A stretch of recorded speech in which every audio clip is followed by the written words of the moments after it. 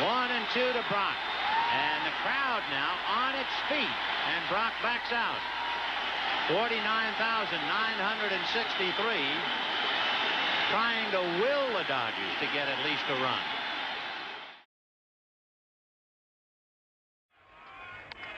Perez bounced out third to first and flied to right. He's 0 for 2. Slow pitch. There she goes into the screen. No doubt about it. That was that lollipop, and he threw one too many. He fell in love, and he got burned.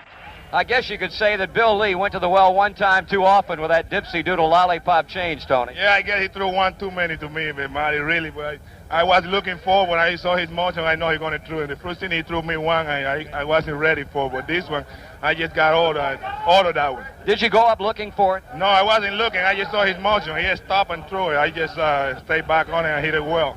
Congratulations. Thank you, Marty. We're in the 7th. Moret ready. Rose waits, delivers, swung on, line drive, base hit, center field. Lynn a big hop. Here comes Griffey. Here's the throw. It is all tied up. And going into second base is Rose. Stopping at third is Armbrister. And I just was happy to get that base hit to tie the ball game. And I wish they'd have walked me because Joe's a great guy in the clutch, and he got the clutch hit in the 9th inning to knock in the run for us. There's a looper. May drop. It's in for a hit. Here comes the throw to third. Rose hits the dirt. He's safe. And there goes Morgan down to second. And the Reds have the lead 4-3. If the Angels were gray, the Phillies were even more seasoned.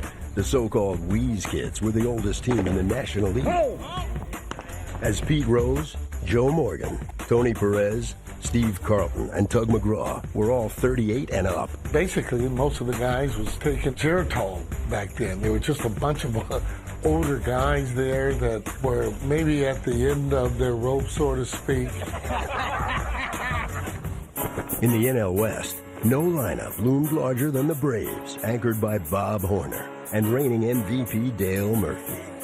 How do you see the National League West?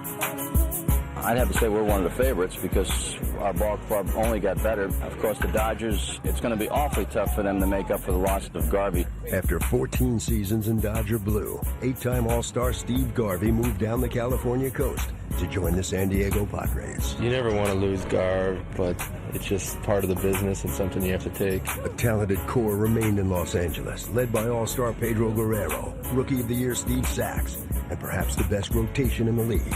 They're going to be contenders without a doubt because of their pitching. I mean, you got Valenzuela and Royce and Welch. They can pitch.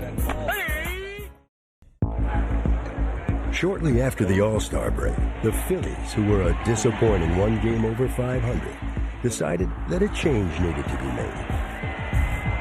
I like Paccarellis. I think Paccarellis did the best he could. We just felt that we weren't getting as much out of our ball club. So General Manager Paul Owens put on a uniform and took charge of the field managing duties. Struck. The Phillies win it. National League high flying in the West. In Los Angeles, things were suddenly starting to look up for the Dodgers. 8 straight wins to close in on Atlanta. When you have good defense, that certainly helps your pitching to become better. We were giving the opposition too many outs. And if we start playing good defensive baseball, that will really go hand in hand with the real good pitching that we have. And I think we've got a good chance. The defense was dynamite. Not a single error in 8 straight games.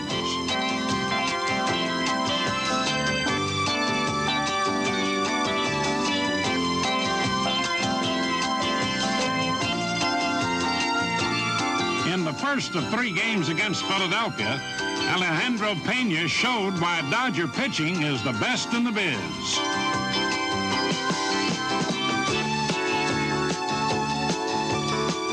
A no-hitter for 5 innings and a 3-hit shutout for win number 10. Rookie Jack Fimple made it look simple when in the 7th he laid to rest a scoreless game.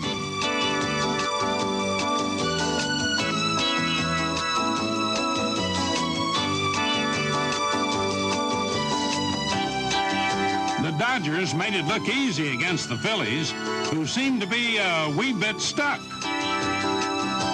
Steve Sachs was in the swing with 5 straight hits.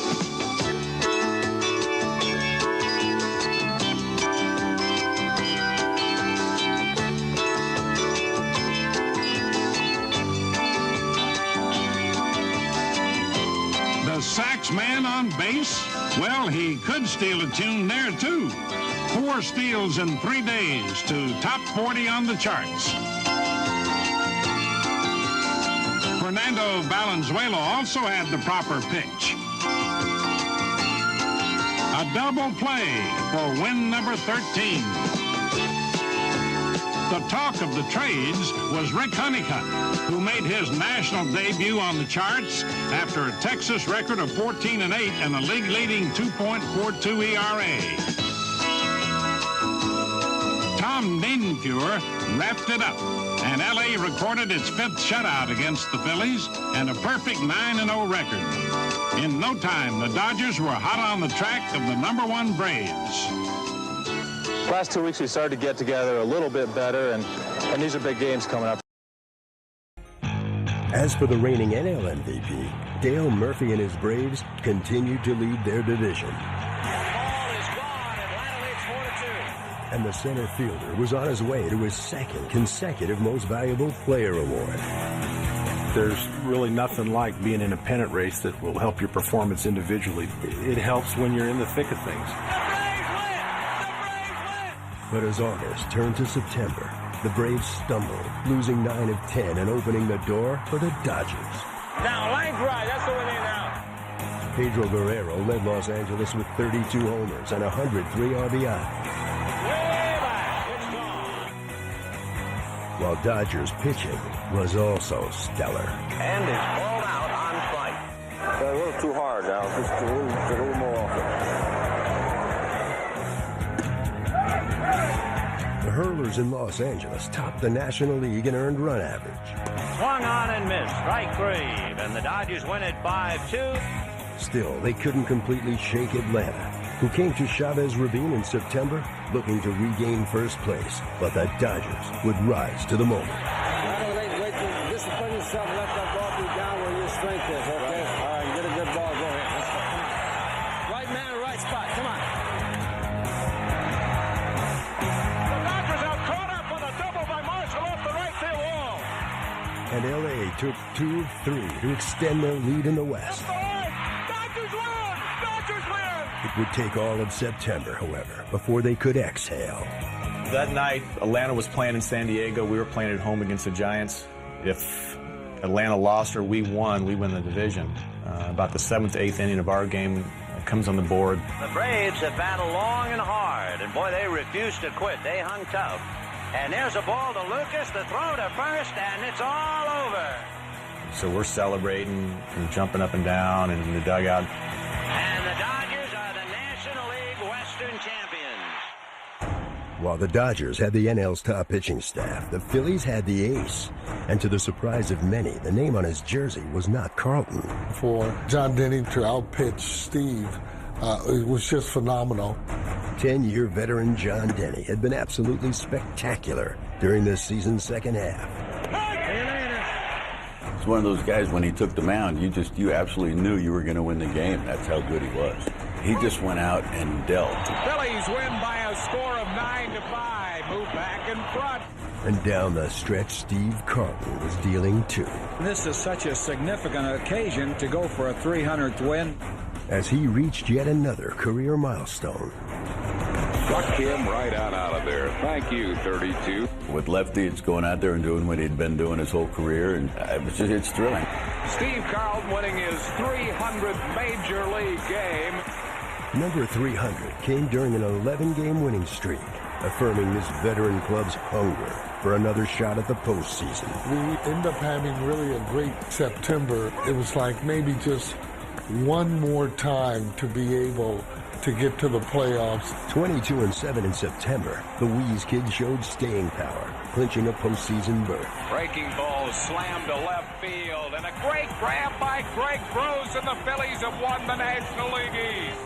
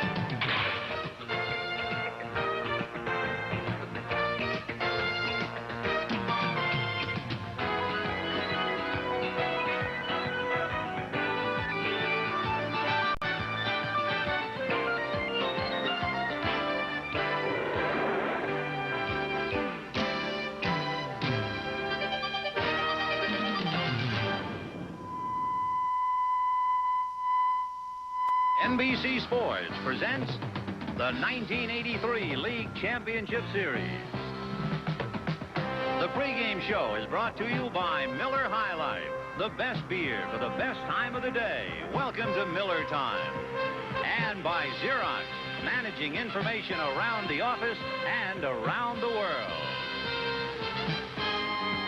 This is Los Angeles on a cloudy, hazy day, a 5:20 p.m. local time, so a late arriving crowd to Walter O'Malley's dream that came to fruition in 1962, Dodger Stadium, a stadium that filled 3.5 million people this past year to see the Dodgers win the National League Western Division crown as they battled the National League. And tonight, the host ballpark of Game 1 of the League Championship Series. Hi, everybody. I'm Vin Scully. Along with Joe Garagiola, there's something in the air, but there usually is in Los Angeles. And meanwhile, there's a big one coming on, a team of contrasts. It is. We'll find out with the Phillies if it's experience that pays off, or with the Dodgers if it's that youth and the transition team. I think, Vin, if it was a television show, we'd call it the Late Late Show against Sesame Street, maybe. That's what it amounts to. Let's get into some particulars, because everyone seems to agree that pitching will be the paramount important thing in the entire place. That would be the bullpens. It would appear as if Philadelphia is loaded and the Dodgers are a little thin without Steve Howe. I think they're going to miss Howe because Lasorda will not be able to set up that his bullpen for Philly pinch hitters. And when the Phillies go to the bullpen, they start with that big Al Holland, Mr. T, and he's tough, and Hernandez is tough. I think the Phillies have a big edge in the bullpen. And the Dodgers, meanwhile, are going to press a starting pitcher into relief, and that's quite a time to experiment. It is, but he has to do something. He's got to come up with the left-hander out of that bullpen so Honeycutt will get his chance. Meanwhile, the Phillies come in here having played exceptionally well in September. The Dodgers floundered in September. Do you think that has anything to do with this game? No, sir. In 10 years, only one game difference. Well, we'll be back with Len Berman and with Tom Seaver right after this.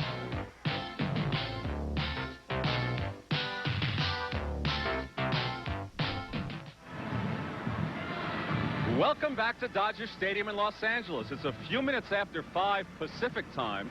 So, Tom Seaver, will that cause some problems for some of the hitters here in the twilight? Well, Len, you know, the hitters around this league do not like to hit in this ballpark in the afternoon. They have a lot of trouble picking up the ball, depth perception. It's a good hitter's ballpark. Easy for home runs, a hard infield, a lot of base hits. Maybe not for extra base hits, but they like to hit here.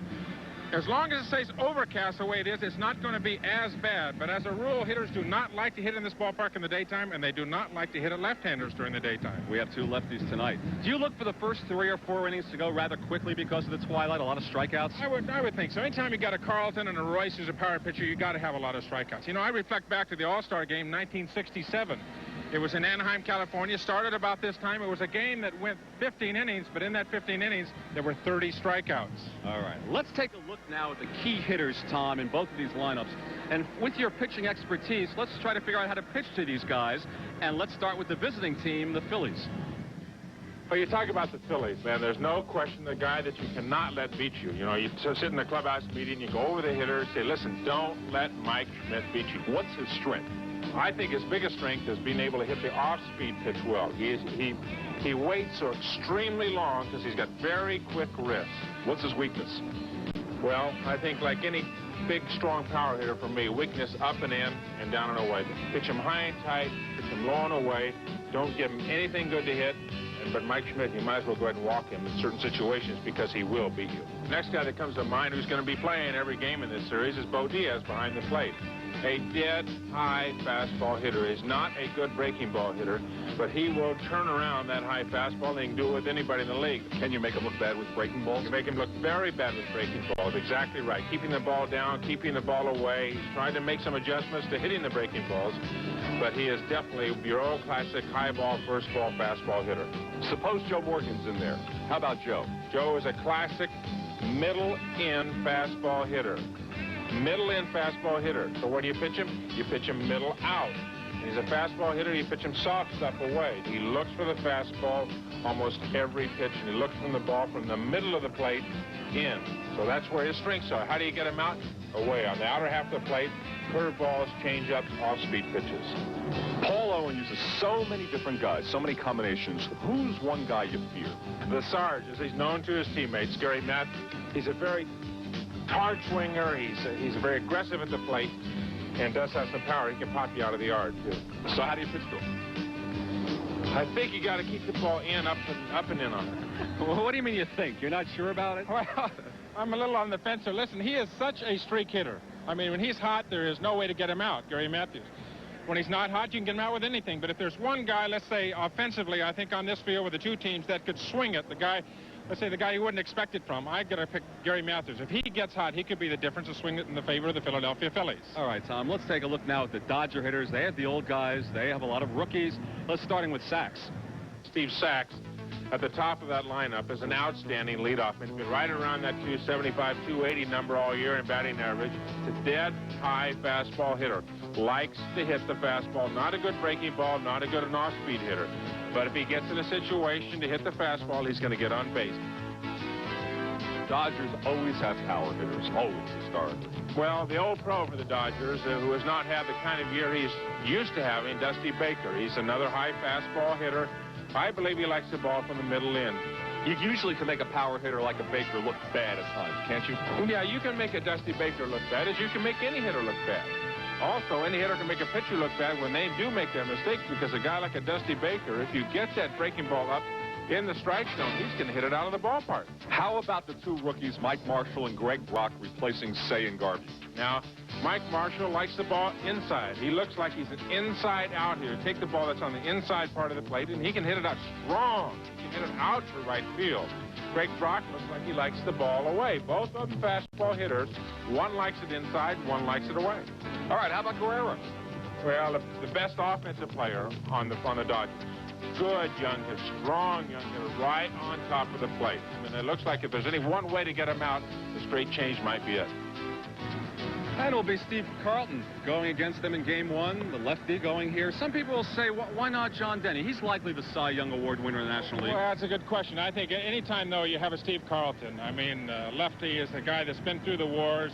One of the best pitchers ever in baseball. You got to put him on the mound. You got to remember, Tuesday night, if this thing goes to five games, he's going to be your pitcher for you next Sunday in Philadelphia. So you know you have to have Carlton pitch twice for you if you expect to win. And Royce, another lefty going for the Dodgers. People around the country will say, well, why not Fernando? Well, it just happens to be that's the way the rotation worked out for the Dodgers. I mean, it was Royce's night tonight, tomorrow's Fernando. And I don't think the Dodgers are too upset that they have two left-handers going against the Philadelphia Phillies in this ballpark. All right, Tom, with your pitching knowledge, who do you think has the edge here? Well, I think it's a very even series, but I think one of the factors that's very important is that Steve Howe not in the bullpen for the Los Angeles Dodgers because of his problems away from the field. I think the edge swings pitching-wise, especially in a short series, to the Phillies with a very rested and a very productive Al Holland down through the months of September. I give my edge to the Phillies. All right, Tom. Well, coming up on our pregame report, we will take a fond look back at the regular season just completed, and we'll do it in song. And we'll do it in just a minute.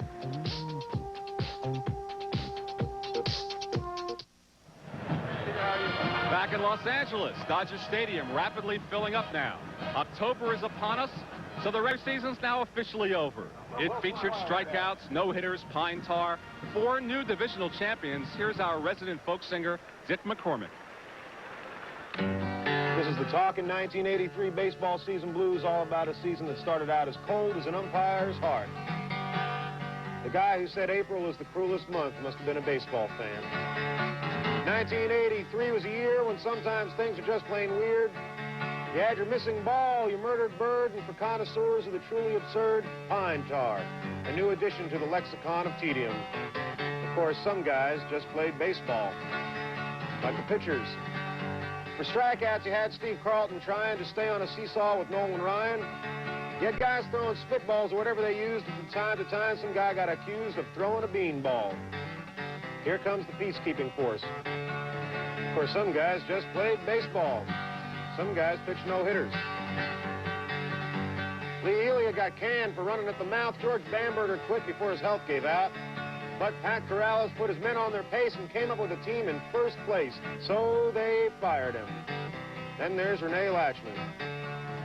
Is this what they call grace under pressure? Of course, some guys just play baseball, but while we're on the subject of steely self-control, Earl Wheeler fever might be gone, but his tradition carries on. So mirror, mirror on the wall, who's the hottest head of all? It's just too close to call, but Lee Elia, Rene Latchman, Pedro Guerrero, and of course, Billy Martin. Here's snarling at you, kid. Not George Steinbrenner, though. He was a pussycat, which brings us to the next verse, which is all about surprises. The world champions fell apart. Reggie Jackson broke our hearts.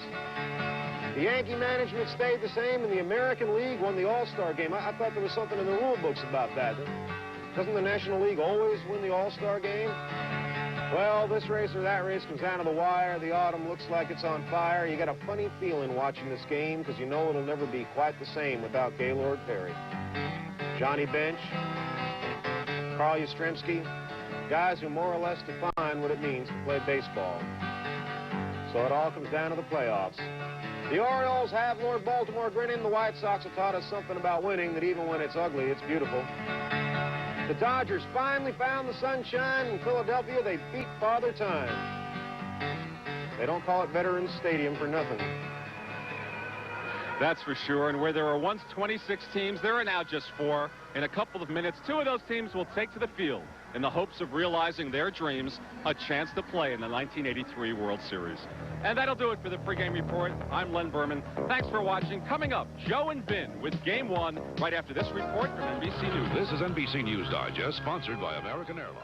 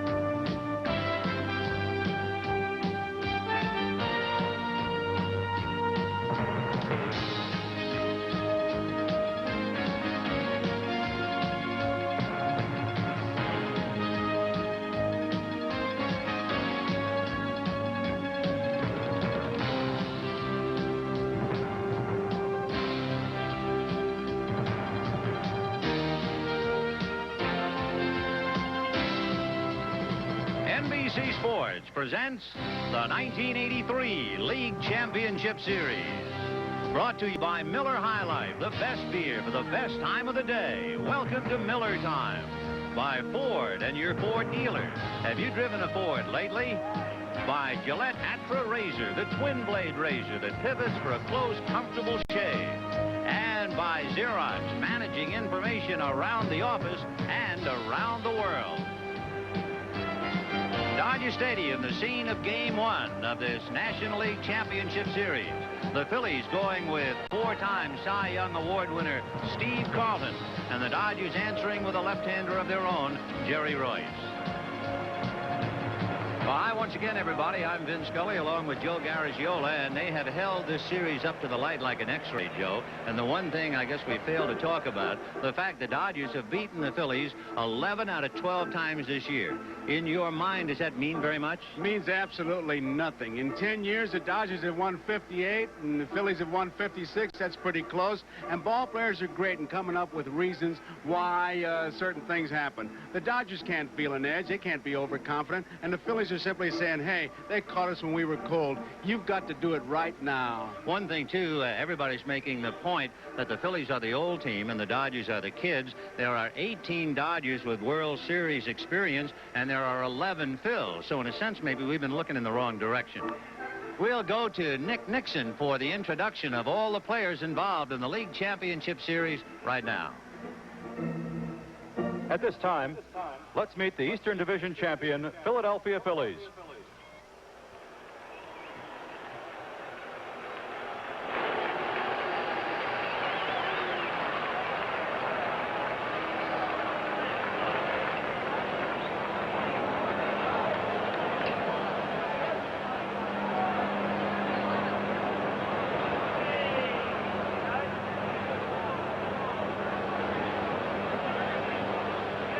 Phillies coaches, Darren Johnson, Dave Bristol,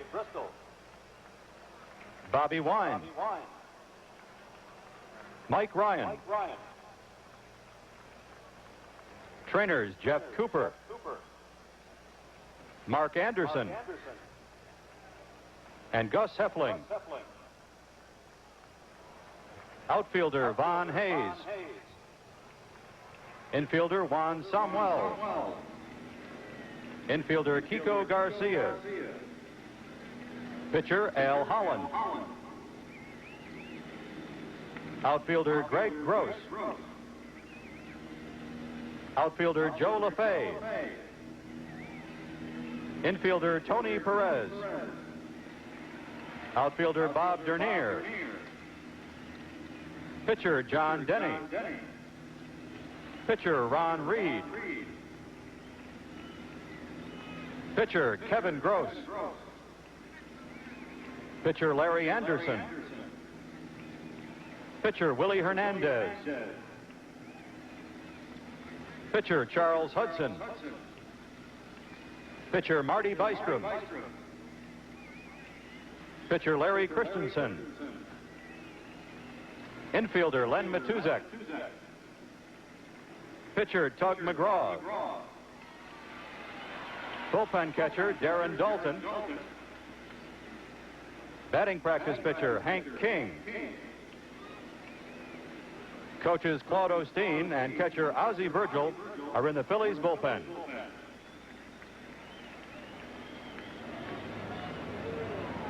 The manager of the Phillies, Paul Owens.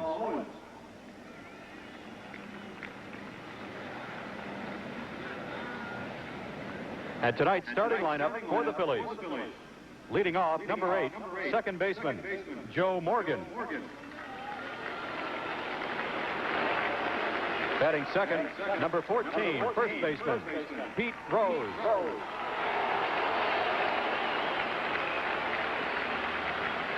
Hitting third, number 20, third baseman, Mike Schmidt.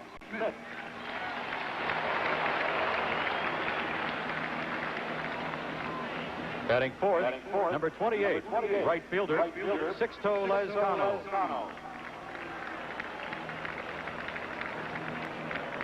Batting fifth, number 34, left fielder, Gary Matthews.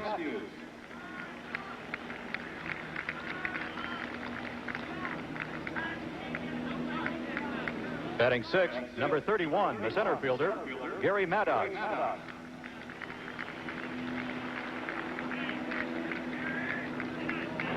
Hitting seventh, number 6, the catcher, Bo Diaz.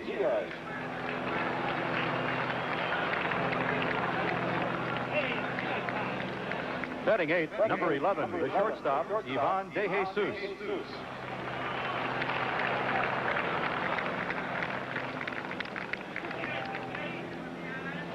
And in the bullpen, batting ninth, number 32, the pitcher, Steve Carlton.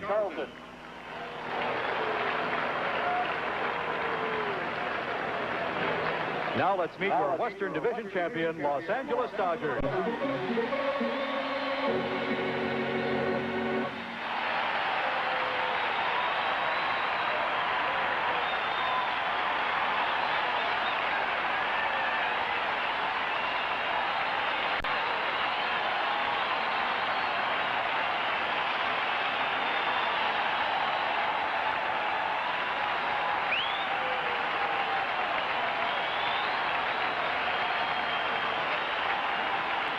Dodger coaches, Joe Amalfitano,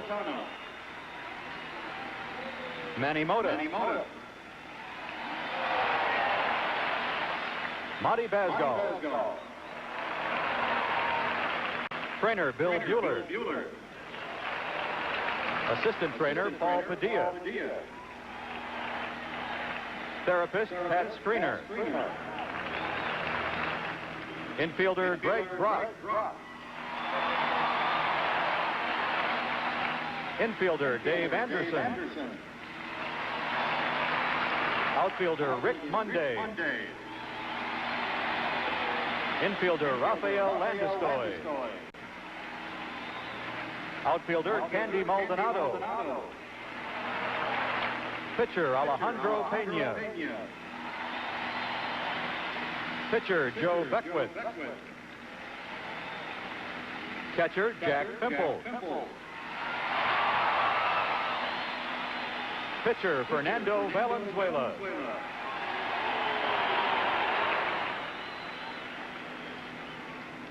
Pitcher, Bob Welch. Pitcher, Pat Zachary. Pitcher, Rick Honeycutt. Catcher, Jose Morales. Pitcher, Bert Hooten. Pitcher, Tom Nietenfuhr.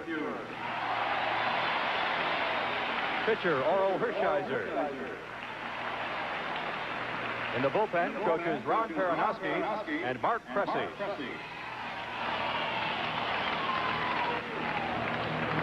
The manager of the Dodgers, Tommy Lasorda.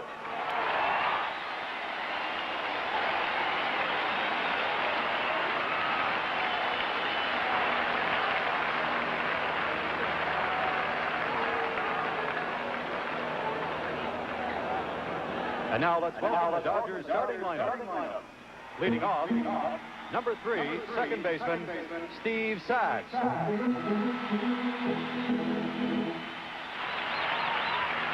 Batting second, number 18, shortstop, Bill Russell. Hitting third, number 12, left fielder, Dusty Baker.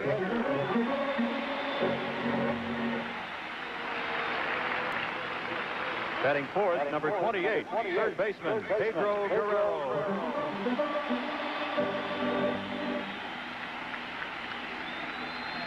Batting fifth, number 5, first baseman, Mike Marshall.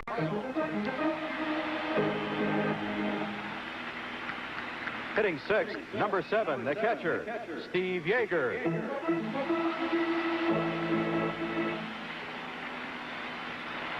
Hitting seventh, number 44, the center fielder, Ken Landro.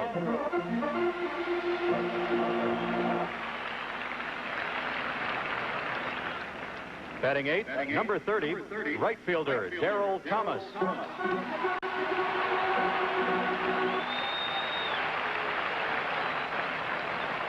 And in the bullpen, batting ninth, number 41, pitcher Jerry Royce.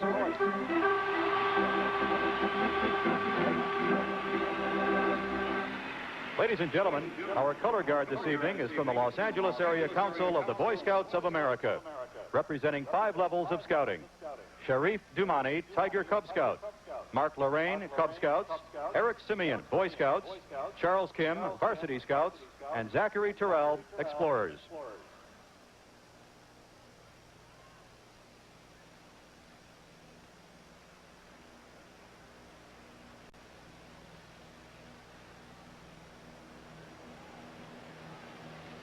Please rise and join Nell Carter, star of NBC's Gimme a Break, in the singing of our national anthem.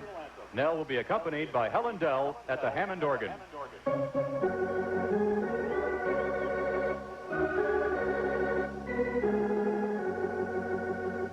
Oh, say, can you see by the dawn's early light what so proudly we held at the twilight's last gleaming, whose broad stripes and bright stars through the perilous fight, oh, the ramparts we watched were so gallantly streaming, and the rockets' red glare, the bombs bursting in air, gave proof through the night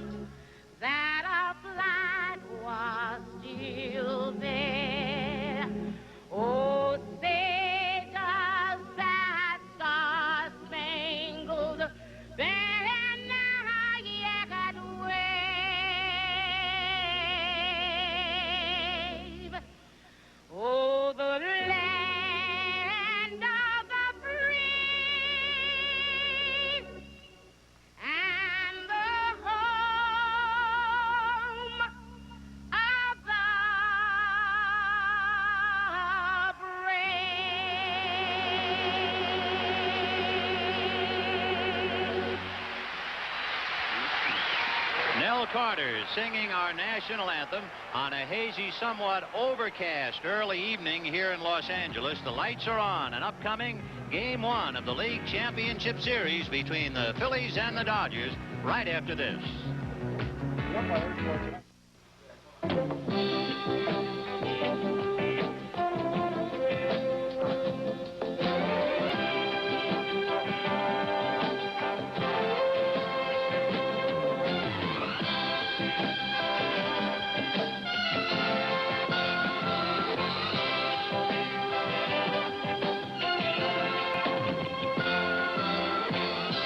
Baseball fever.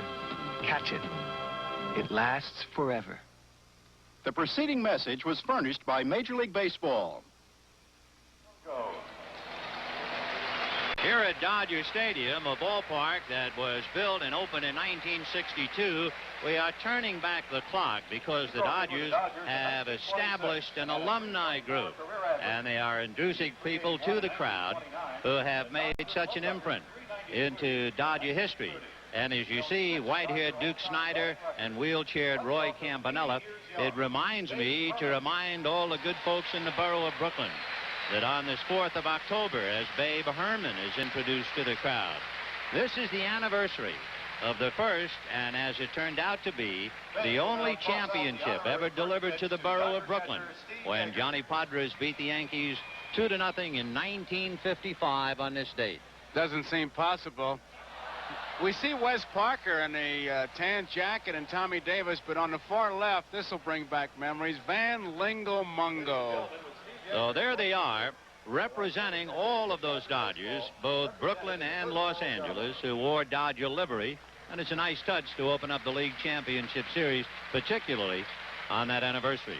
This is also an anniversary, ironically enough, of the first League Championship Series, when the 1969 Mets beat Atlanta and Baltimore beat Minnesota to become the first divisional champions on this date back in '69. So the young and the old, the very much past, and those who belong very much in the present here with us. And of course, for Roy Campanella, he has been very, very ill. And looking on, certainly a Cinch Hall of Famer who will never be forgotten in the annals not only of Cincinnati and Philadelphia, but wherever baseball is played, and talked about the great Pete Rose. He makes no bones about it, Vin. He's going to show people that he can still play, and he has been taking extra batting practice along with Tony Perez, and they want to show that they're ready. In a sense, as you look at Tommy Lasorda, this is the Gussie Busch matchup, because both Carlton and Royce were each signed originally by the St. Louis Cardinals. They were teammates on the 1970-71 Cardinals, but as the '72 season approached, Cardinal owner Bush ordered them traded. They wouldn't agree to new contracts, and so Carlton, who was then 27, went to Philadelphia for Rick Wise, and Royce, 22, went to Houston for Scipio Spinks. And here they are now, all those years later, going head-to-head at Dodger Stadium in Game 1. The Dodgers taking the field, so, Joe, let's take a look at them. There's a defense. Guerrero will be at third base. Russell, he is the staple as far as the infield. Sachs, who had throwing problems, will be at second base. Marshall is at first base.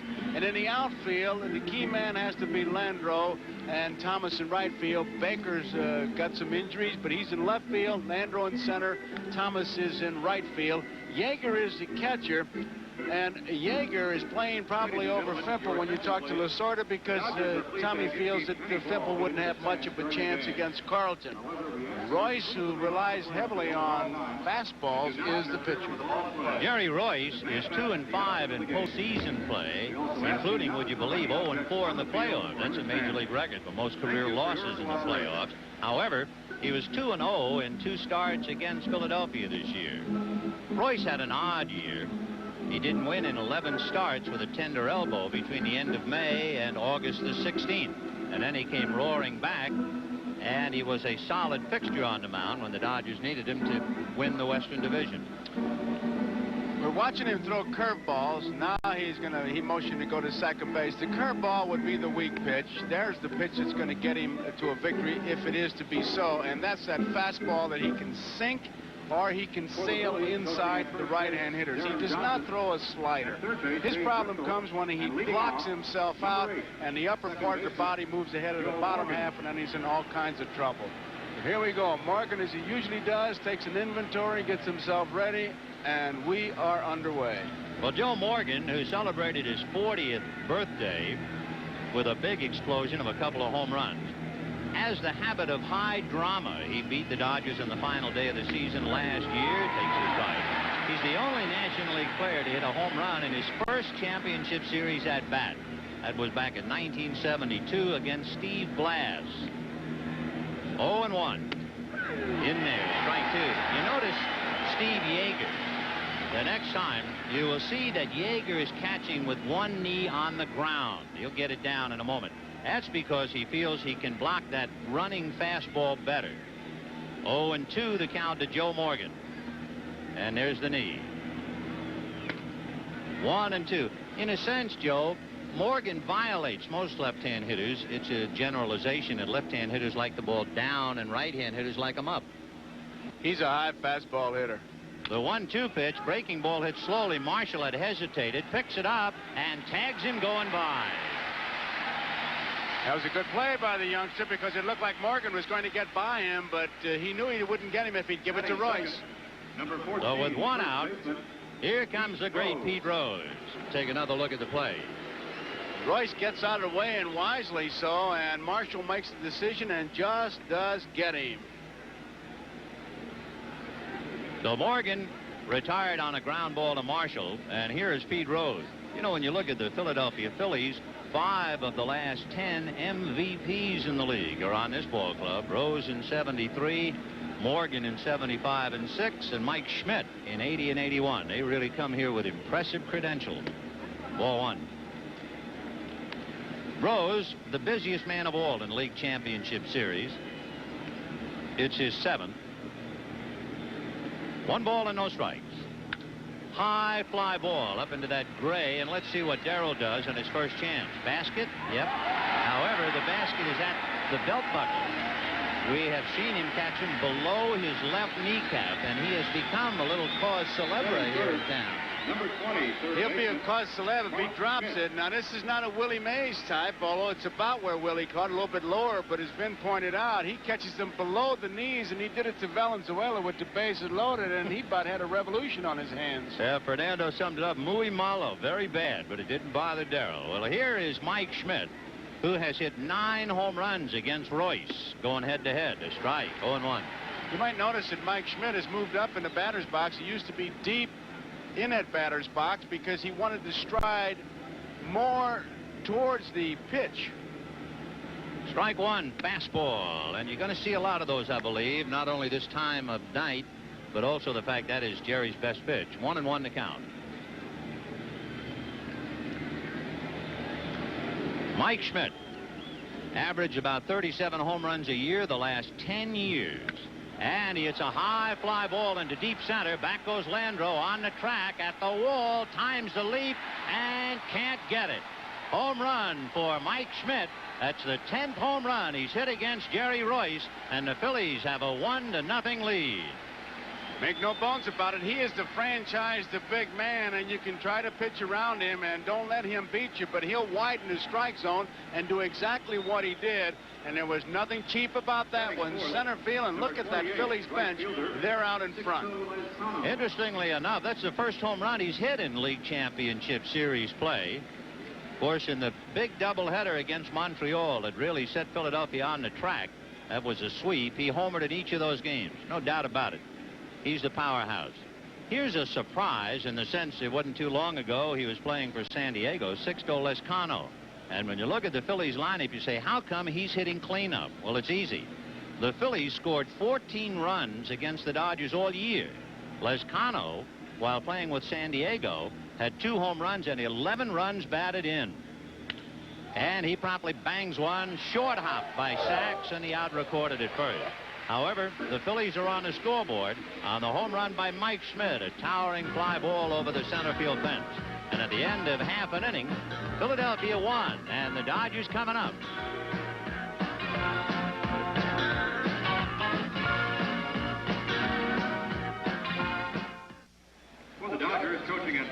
look at downtown Los Angeles on a misty evening at about 5:45 local time. Mike Schmidt hit his 10th home run lifetime against Royce. He has more home runs against Royce than any other pitcher in the National League.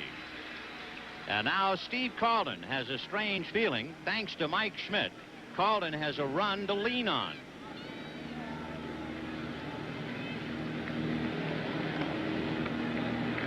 Carlton 0-2 with the Dodgers, and in each game the Phils did not score a run. So he finally finds out what it's like to have a run, and he's leading 1-0 as Sachs starts it off. You can bet that Schmidt said, "There's your lead, big guy. Hold it." Well, we'll see about the famous Carlton slider. And the first pitch, a chopper in the hole, backhanded, knocked down by DeJesus. No play. So Sachs opens up with a base hit. We don't have to tell you that Sachs can run, but Carlton probably has one of the better, if not the best move in baseball. The umpire's watching very closely. He led the National League in balk with 9, but he has a good move. The key, I think, Joe, to Carlton's move is that left leg as he swings it. If he swings it across the imaginary line of the pitching rubber and then comes to the plate, that's okay. If he doesn't cross that imaginary line, then goes to first base, he has a habit of leaning to try and confuse the runner. And that's the big reason why all those balks have been called. I think he also might lead the league in pickoffs. So Sachs, with 55 stolen bases, will be sorely tested here. Strike to Bill Russell, 0-1. Those 2 throws he made to first base were not his good moves. They were just kind of like decoy moves. Now, one of the things that lefty has to do is when he breaks his hands, he has to really make the full turn. And many times with people on at first base, he doesn't get that full turn and gets in a little bit of trouble. But he's got a good one.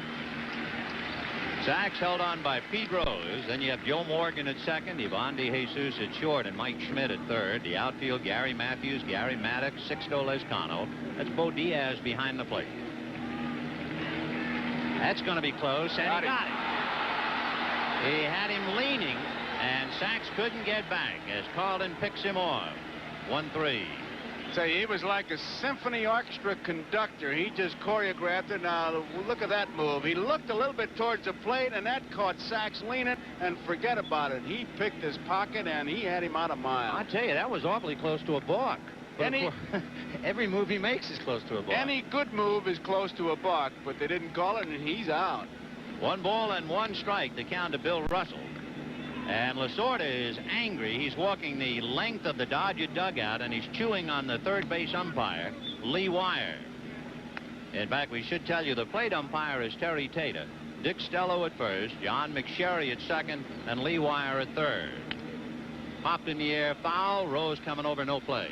Been in all the years I've been around baseball, I don't think I've ever seen a guy get picked off when the other team didn't say balk. They always claim balk, but it's too late. 1 out. 2-2 the count to Russell, and he's badly fooled and strikes out. Let's take another look, Joe, at that pickoff and see how close to a balk he really came. Batting third. Sachs, you can see him leaning, and here's the throw, and notice that it's nice and low where Rose can handle it. And I tell you, there's 2 wacky plays. It looked like a balk and it looked like he was safe. So I guess the camera lies, huh? You'd have to look at it, because I look on that scoreboard, and that's where it counts. 2 down, here's Dusty Baker, and he hits a high fly ball into left center, but it's playable. Gary Maddox, with 8 consecutive gold gloves, puts that in the ball bag easily. So the Dodgers are done despite the leadoff base hit by Sachs. And the score at the end of an inning, thanks to Mike Schmidt's home run, the Phillies 1 and the Dodgers 0. Here's an excellent view of that balk. Now watch Carlton's head, and you can see when he starts towards right there is when he's got Saxey leaning, and now he's got him picked off. He's got him with the fingers in the cookie jar. And now Jerry Royce pitching to Gary Matthews in the second inning, and Matthews takes high, ball 1. You look at Gary Matthews, and the Giants have to look and shake their heads. You realize 10 years ago they had Matthews, Maddox, and Bobby Bonds in the outfield. High fly ball to center, but Landreau will handle this one. So Matthews, fly ball to Kenny Landreau, 1 away here in the second inning. In case you joined us a little late, Mike Schmidt hit one in the seats, and the Phillies lead 1-0. Number 31, the center fielder, Gary Maddox. Gary Maddox coming up. Off year for Gary. He never had less than 50 RBIs for 10 years. But this year, as you see, he had only 32. A marvelous defensive outfielder. Slow breaking ball, ball one. He's one of the few players that would rather talk defensive strength than hitting. 1-0 pitch on the way, and that's fouled away off to the right out of play. For Gary Maddox, he's coming home because he went to San Pedro High School here in San Pedro. He lettered in baseball, football, and basketball. Old Daddy Longlegs. And he lifts one to right field. Thomas is there. Now let's see about where the basket is. You see the element of surprise. Somebody may have talked to him, too. Now, we asked Jerry Royce what he has to do to pitch to the Phillies during the workout, and here's what he said. The key for me winning any ball game is keeping the ball down, whether it be in, whether it be out. If I keep the ball down, I'll get a lot of ground balls, pitch my kind of ball game, and that's how I've been winning. Here is Bo Diaz with 2 down in the second inning, 1-0 Philadelphia. That missed ball one, 1-0. You might see Royce throw this fella a lot of breaking balls. It'll all depend as Yeager gets down on that one knee and takes a fastball for a strike. 1-1. Diaz has some sock. You have to be very careful with him. He likes that high fastball. As we heard Tom Seaver talk about him, he'll see breaking balls, but mostly it'll be that smoke because Jerry is going to pitch his game. You can't worry about a hitter's weakness. You know it, but you use your strength. You worry about a hitter's weakness, you'll be watching this game. 1-2 the count. Off speed, hit off the end of the bat. A one-hopper to Russell, and he goes across to Marshall. So the Phillies are gone in order 1-2-3. At the end of an inning and a half, Philadelphia. 1 run, 1 hit. The home run by Mike Schmidt. The Dodgers no runs, 1 hit. An infield single by Steve Sachs.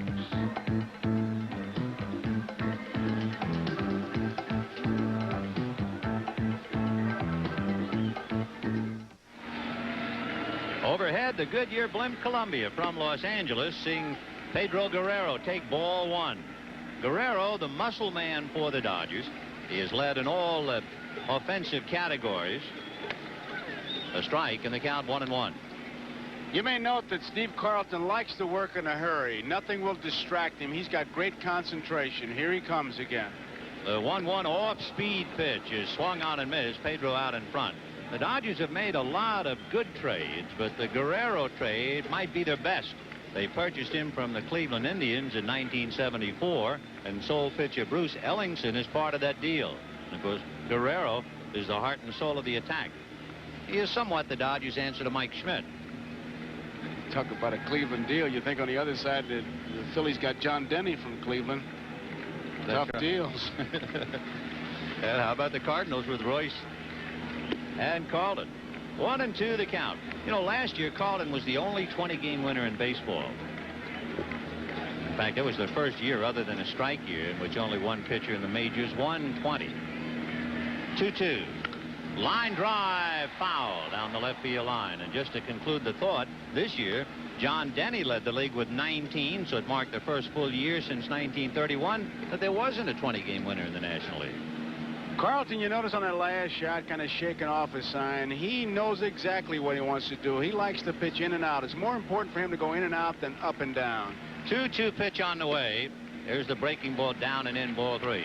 I thought Tim McCarver had a great description. He said he doesn't pitch to a hitter. He pitches through a hitter, and with him, it's just an elevated game of pitch and catch. Well, a full count pitch to Guerrero. Fastball. Hammered to left field. Coming over is Matthews to make the running catch.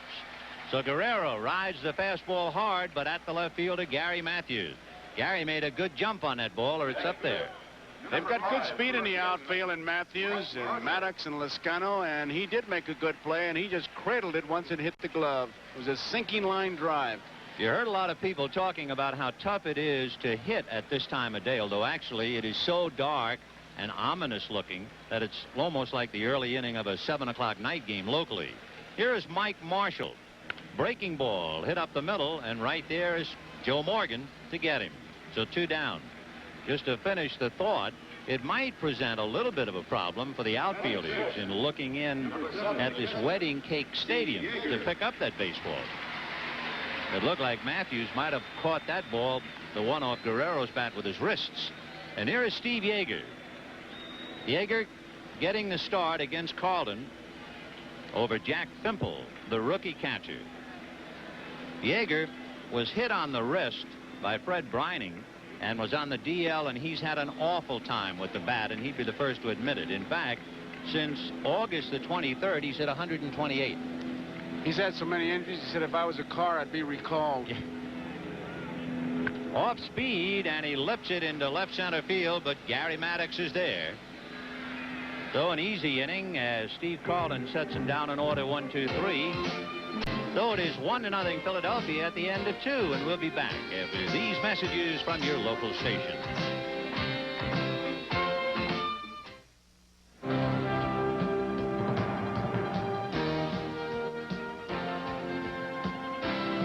We're going to the third inning before a full house at Dodger Stadium, and it'll be Ivan DeJesus, then Steve Carlton and Joe Morgan.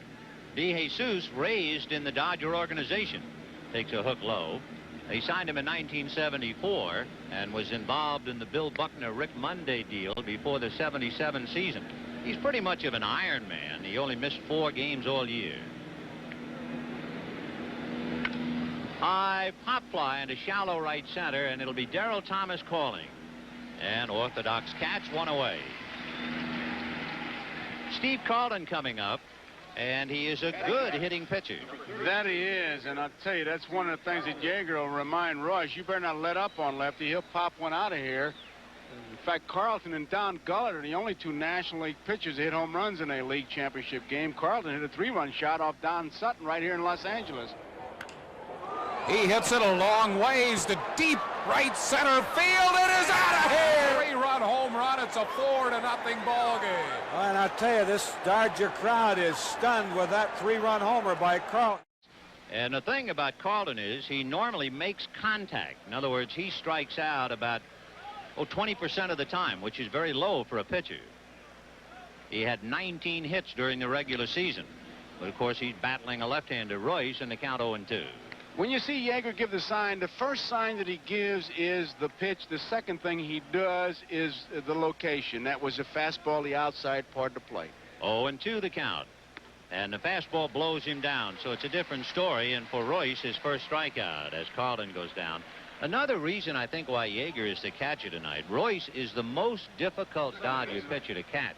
In fact, young Jack Fimple, all of his past balls were while catching Royce's fastball. It sails and sinks and dips and darts, and Yeager has handled him enough. That's one reason why Yeager is catching on one knee with the bases empty, because of that movement. And you can't call for a ball to sail. You think that with a right-hand batter, Jerry will sail it, but if he decides to sink it, you better know it. And I'm sure Yeager makes up his mind as the ball is coming towards the plate, much like a hitter. Little Joe backs off and takes a strike in the count 0-1. Look at those numbers. Boy, did he come alive. 1-1. In fact, he became an inspiration for the Phils. As the Phillies won 11 straight, Morgan seemed to ignite the fire. Line drive down the right field line, foul out of play. I like his confidence. He said, I've never had a bad September. And his players give him a lot of credit. In fact, Gary Matthews says that Morgan, coming down the stretch, taught us pride and reaching, how to reach. Well, you know, when you look back over the last 11 years, Morgan knows what it's like to be on a winner. 7 first-place teams, 3 seconds, and a third. Ground ball to the right of Sachs. Steve goes in time. By the way, in case you're wondering, he has only made a throwing error on August the 5th, not since. And at the end of 2.5 innings, Phillies 1, Dodgers nothing.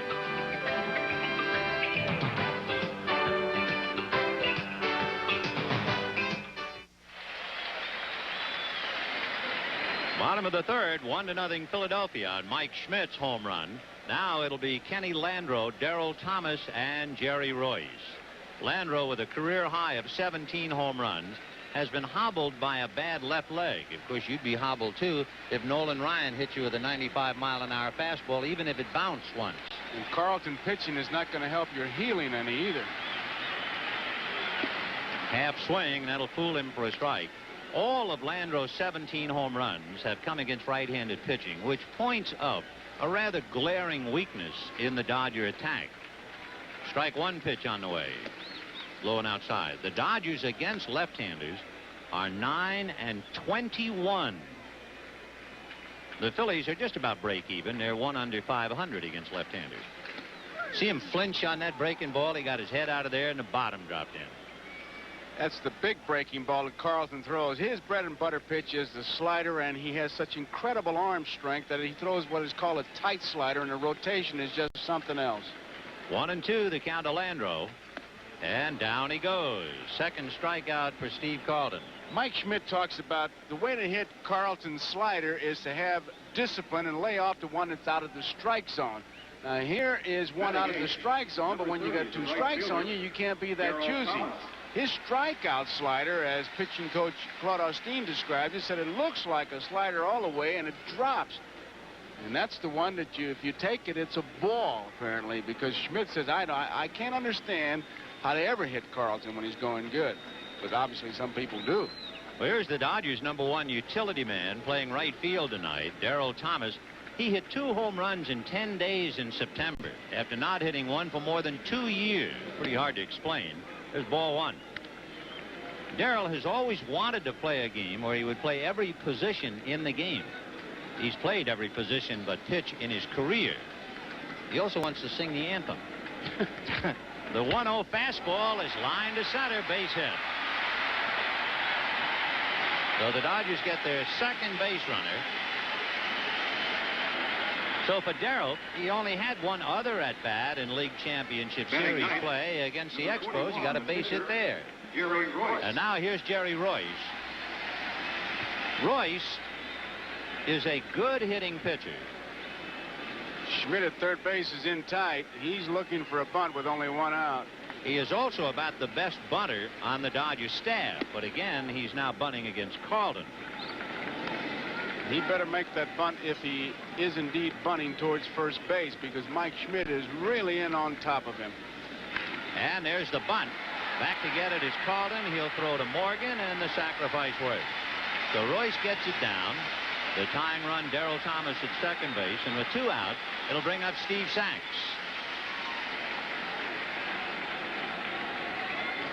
You know, it's interesting to talk about Steve Carlton, the 4-time Cy Young Award winner, as last year's Rookie of the Year is coming up. But you know, Carlton is the only Cy Young Award winner to win with a last-place team. And ironically, that was the first time Paul Owens came out from behind a bench. In 1972, Owens took over for Frank Lucchese. The Phillies only won 59 games that year. And Carlton, why, he won 27 of them. So that's how good he is. And there's Paul Owens, known in Philadelphia as the Pope, named that by Dick Allen during the reign of Pope Paul VI. Strike. 0-1. Sachs, one of the few Dodgers to play exceptionally well in September. He hit in 15 of his last 18. In fact, almost hit 400 during that stretch.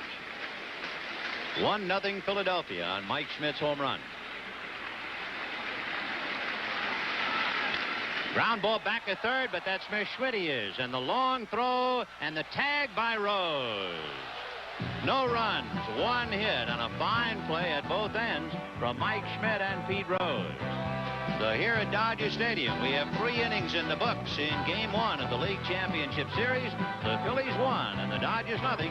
Mike Schmidt the man.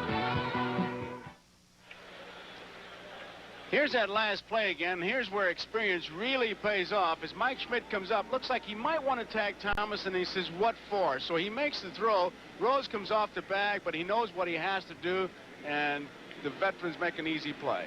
And Rose at the plate now, and he takes the first pitch low, ball 1, 1-0. The Philadelphia Phillies with Morgan, Rose, and Schmidt top of the heap. Big chopper down to shortstop. Russell backhands, flips across in time. You have to remember, every time Russell throws to first, it's kind of an adventure. He had his index finger on his throwing hand mashed. He had an operation, and it's really a crooked right index finger, which he hooks around the ball. And he'll throw sinkers and sliders, and he always gives the first baseman fits on those throws. Royce hasn't made many pitches. We're in the 4th inning. He's only made 30 pitches. Boy, we're really moving along. 1-0 Phils, 1 out in the 4th. And here's the guy who accounted for the run, Mike Schmidt. 1-0. Mike now with 10 home runs against Jerry Royce. What a student of hitting. When you talk to him, I really enjoy talking and listening to him when he talks hitting. Ball 2. He talks about, I have the Charlie Lau approach, the Hank Aaron top hand theory, and he'd love to have the Pete Rose intensity. And he talks about striding towards the plate rather than the pitch so he doesn't pull the ball foul and use the whole field. Fastball is low, ball 3. We mentioned during the All-Star game, remember, that he would shock you if you ever saw him bat left-handed. You would think Mike Schmidt is a natural left-hand batter the way he swings it in batting practice. He's a tremendous athlete. 3-0. He could be ripping. And very high. So with 1 out, Royce walks his first man. And the batter will be Sixto Lezcano. And that's what Tom Seaver was talking about before the game. Don't let him beat you. They tried to pitch to him the first time, and he stuck around up on the scoreboard. This time they just pitched around him. So we'll see about Lezcano now. Last time we saw Sixto when he was with San Diego, he hurt his back playing with his children. As you can see, 11 RBIs. He wore the Dodgers out, and that's one reason why Paul has him in the cleanup spot tonight.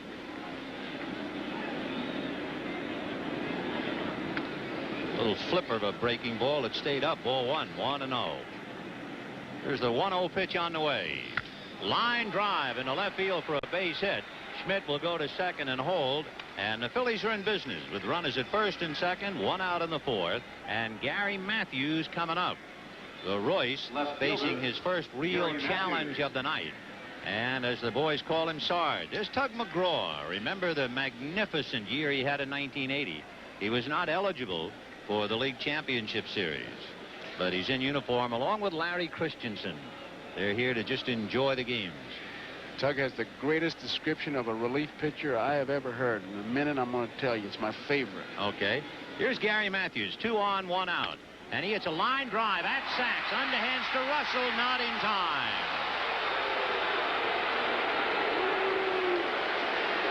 It's a close play, but John McSherry, the second base umpire, was there, and there's no argument. Let's take a look at it again. Ball was well hit right on the button. Sachs is there. Underhands it. Couldn't get too much on it. He's back. Now Gary Maddox coming up. We'll take another look. So Schmidt at second, Lezcano at first. 2 out in the 4th, 1-0 Philadelphia. And a busted bat ground ball up along first to Marshall, and he tags the sliding Maddox for the out. That's the second tag play Marshall has had to make. He made one on Morgan at the start of the game. No runs, 1 hit, 2 left. And at the end of 3.5 innings in the first game of the National League Championship Series, the Philadelphia Phillies won and the Dodgers nothing. Bottom of the 4th inning, 1-0 Philadelphia. Russell, Baker, and Guerrero against Steve Carlton in that big rainbow over for a strike, 0-1. Russell struck out in the first inning, 0 for 1.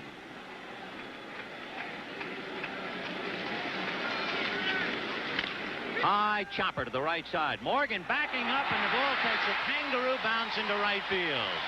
No way to explain it. He kept backing up, looking for the hop, and then he got the hop he couldn't handle.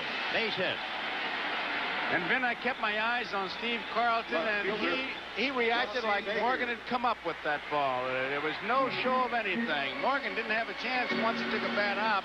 And how many times do you see pitchers almost throw their hands up and say, brother, I don't have any luck at all. But with this guy, the thorough professional that he is, he just said, well, that's part of the game. Give me the ball and let's go to work. Well, we'll see about Dusty Baker going to work now with Russell at first. Nobody out in the 4th. 1-0 Philadelphia. And it's low, ball 1, 1-0. Russell is a threat to go, even though he only has 13 stolen bases. 5 of them up against Philadelphia. We'll see if he reads Carlton or not, with the Phillies leading 1-0. And Carlton coming over there. He's tough to run on, I'll tell you. If they're going to run, they'll have to start with plays, hit, run and hit, what have you. But straight steal is a tough decision for Lasorda tonight against Carlton. They've already been burned. Sachs picked off. Ball 2, the count to Dusty Baker. You know, when the Dodgers beat Philadelphia 11 of 12 times this year, this is hard to believe, but in the 11 Dodger victories, you know, the Phils only led in 1 inning of those 11 games. So for Carlton, who never got a run, he's got a big lead, 1-0. So you keep an eye on Russell, 2-0. Baker, big postseason play hitter. He's hit .375. And he has 2 home runs. They both came against Philadelphia back in '77. Fastball has hit the center, but Maddox coming up after hesitating a moment and picks it off. So Baker lines out to Gary Maddox in center, 1 down, and now that'll bring up Pedro Guerrero.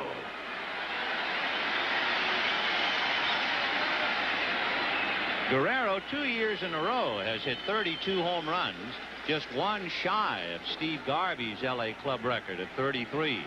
So he's going to be in the Dodger history books, it figures, for years to come. Guerrero, just to show you, is that 16 of his first 22 home runs either tied the score or put the Dodgers ahead. Chased that running fastball. Boy, did that thing move. It really did. And as you watch Carlton work, young pitchers especially, he helps himself. He knows exactly where he wants to throw that ball. It's in and out. That's his style. In, out, rarely up.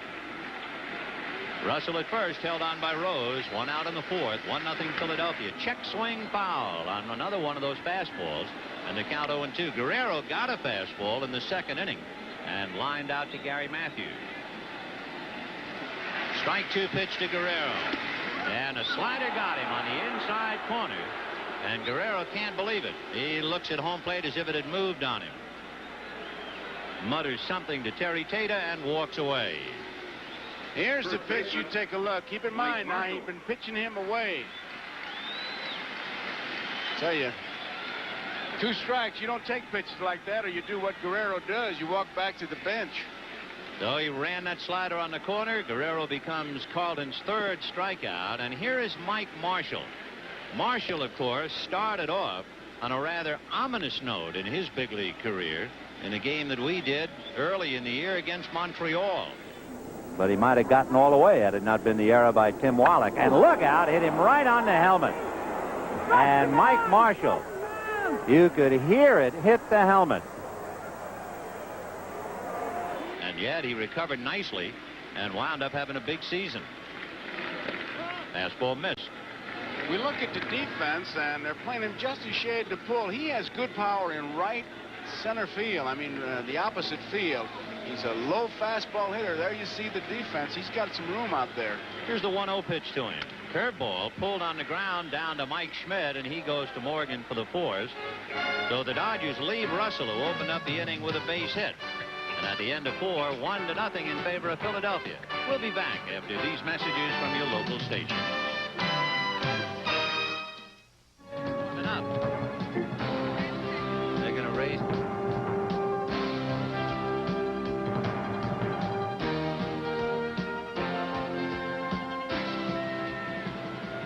Well, Joe, in all the pregame analysis, one thing is certainly standing up thus far through 4 innings, and that is that runs should be at a premium. It'll be a low-scoring game the way these guys are going, and they're pitching like they're double parked. They're ready to go already. I heard that before. You said it. Oh. Ball 1. Leading off is Bo Diaz, followed by Ivan De Jesus, and then Steve Carlton. Diaz grounded to short in the 2nd inning, 0 for 1. It's a high pop fly, back of first into shallow right, and here's Darrell, and let's see. Oh, after 1 basket catch now, it's 3 consecutive orthodox catches. It's a simple reason, too. You got to bet me that Lasorda said, hey, you catch the ball right or you're not going to catch any at all. I have no way of knowing it, but I guarantee you that that's what he said. You know what he did? He brought a little statuette into the clubhouse of a basket with a ball, and it was inscribed, "From the great basket catcher to Tommy Lasorda, who became a basket case." And Darrell Thomas presented it to him at the end of the year. Here's Ivan De Jesus, a strike. He's a remarkable athlete when you realize he has never missed a game because of injury in over 8 years. Well, he's also very lucky. Luck and strength. And he hits one foul off to the right out of play, 0-2. It was interesting when we were in Philadelphia, Vin, that when we asked Paul Owens, the manager, who his most valuable player this year was, it was DeJesus. The day in, day out man. There's Paul along with Bobby Wine. Oh, could he pick it as a shortstop? 1-2 the count to Ivan DeJesus. Steve Carlton to follow. Paul wants to go back to being a general manager, though. I don't blame him. Fastball, and that's hit foul, and the count remains 1-2.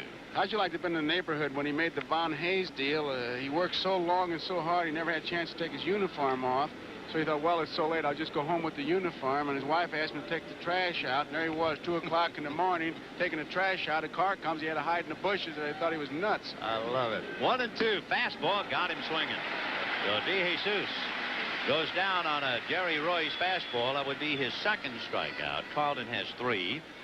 And with 2 out, Carlton coming up. So the former teammates of 1970 and 71 with St. Louis eyeballing each other now. You know, the Phillies made some great trades, getting Joe LaFay from San Diego, Gary Maddox from San Francisco, Gary Matthews from Atlanta. Fly ball to center, Landreau hesitating a little bit. So a lot of reasons why the Phils are here, and they have overridden a great deal of adversity this year. And Philadelphia 1, Dodgers nothing at the end of 4 1/2.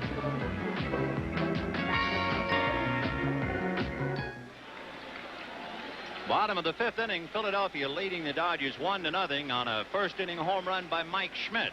The Dodgers now will have Steve Yeager, Kenny Landreau, and Darrell Thomas against Steve Carlton. Breaking ball up, ball 1. What makes a good pitcher, Vin? Here's the line. Carlton has made 39 pitches, 28 strikes. Royce has made 43 pitches, 27 strikes. We're really moving along. That's outside, 2-0. Game about an hour and 10 minutes old or thereabouts, and we're in the bottom of the 5th inning. So Steve Carlton shaking no to Diaz. Now it comes back 2-0. Fastball fouled away. Fastball and a high fly ball to left field. Matthews looking up into that soupy sky. 1 away. So Yeager a fly ball, and the batter will be Kenny Landreau. You remember he chased a breaking ball to strike out in the 3rd inning. Breaking ball, little nubber back to Carlton. He'll just lob it to Rose, and the Dodgers have 2 down in the 5th inning. High above the Goodyear Blimp Columbia from Los Angeles, California. The pilot is Captain Joel Chamberlain from Norwood, Massachusetts. Joel, a 14-year veteran with Goodyear. He has over 10,000 hours flying the Blimp. It was interesting watching Carlton pitch to Landreau. He would not give him any hard stuff. It was the breaking ball, and he got the little nubber. The time before that, the only hard slider he threw him was for the 3rd strike. And Carlton has allowed only 3 hits while striking out 3. He has not walked anybody. The Dodgers unable to get a man except Thomas to second base on a sacrifice. And here's Darrell now. Ground ball, a big hopper into left field. So as far as Thomas is concerned, he loves the LCS. He's 3 for 3 lifetime. That's a big base hit, because in that 8th slot, your manager loves it when you get that base hit anytime, but especially with 2 outs, because if nothing else, you get the pitcher out of the way, where you can have your leadoff man leading it off in his 6th for you. It was just a high hopper. Mike Schmidt couldn't get it. We call them seeing eyes, and it's a base hit. As simple as all that. So here comes Jerry Royce. You remember in the 3rd inning, Royce sacrificed. He got Thomas to second base. There you see the note about Jerry's strength. In case you care, the pitcher was Nino Espinosa. Waved at that breaking ball. Here's the test of a good pitcher to the extent of concentration. Here's where you don't want to let up. You just want to step on him. You want to be sure to get Royce, and Carlton is thinking one thing: strike out. 0-1 to count to Royce. Breaking ball, and he has him 0-2 now. And this will be the tip-off right here. Is he going to work on him? Why waste a pitch? Go out and get him right now. And you can see, as Carlton bears down, Royce bears down, but Carlton's got the hammer right now. 0-2 to Royce. 2 out. Thomas at first, bottom of the 5th. Phillies 1, Dodgers nothing. And got him on that little breaking ball. That's 4 strikeouts for Steve Carlton. The Dodgers unable to muster anything against him. No runs, 1 hit, a man left. At the end of 5, the Phillies won, the Dodgers nothing. And coming up for Philadelphia, Joe Morgan, Pete Rose, and Mike Schmidt.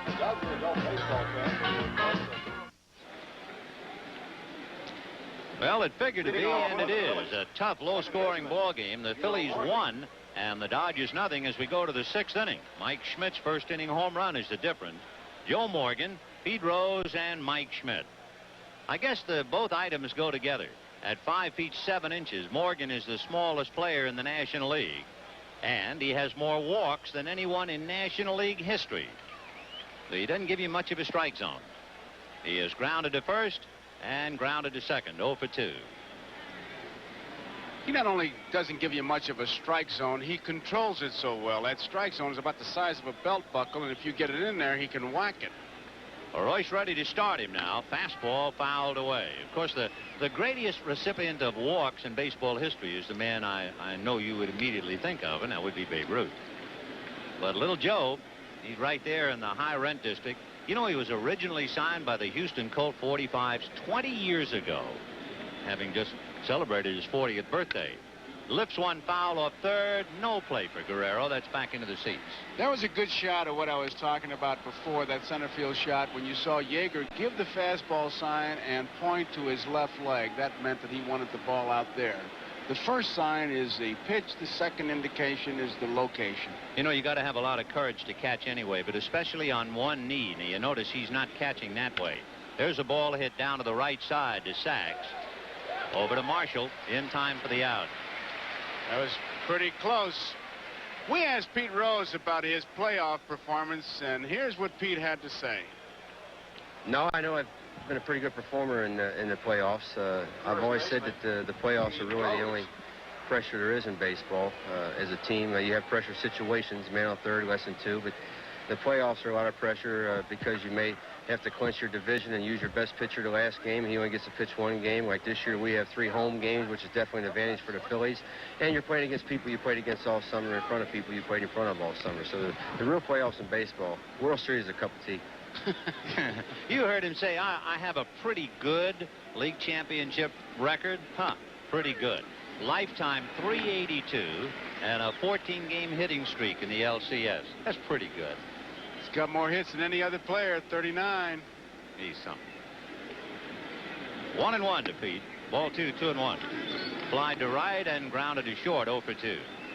When the Dodgers go to Cincinnati, well, not only invariably, always, in the Dodger uniform is a little kid wearing number 14 on a Dodger uniform. It's Pete's son. Fouled away, 2-2. You could spend a day and a half talking about Pete Rose, but I just love when they said, well, you were raised in Cincinnati, or you grew up there. He said, no. He said, I was raised in Cincinnati. I never have grown up. No. Well, which reminds us of Roy Campanella, who's here tonight, about in order to play baseball, you got to have a lot of little boy in you. That's hit slowly up along third. Tough play for Guerrero, and he can't make it. When the ball hit the clump of grass, it seemed to veer a wee bit. And Guerrero never had a chance, so it's a base hit for Rose. In the old days, what they used to call a swing and bunt. Guerrero knows that his only chance is to barehand it. He comes charging hard, and he's going to try to scoop it up. It's a play you try to practice in spring training, but you can see he never could find a handle, and it's a base hit for Pete Rose. So Rose aboard with 1 out, and Mike Schmidt, the batter, homered in the first inning. 10 home runs against Royce alone. So they pitched around him and walked him in the 4th inning. And now Rose at first base, and Mike Schmidt at the plate. Of course, the name Schmidt and home run almost synonymous. Fouled away. He's the 5th best home run ratio of all time. I mean, he's right up there with Ruth.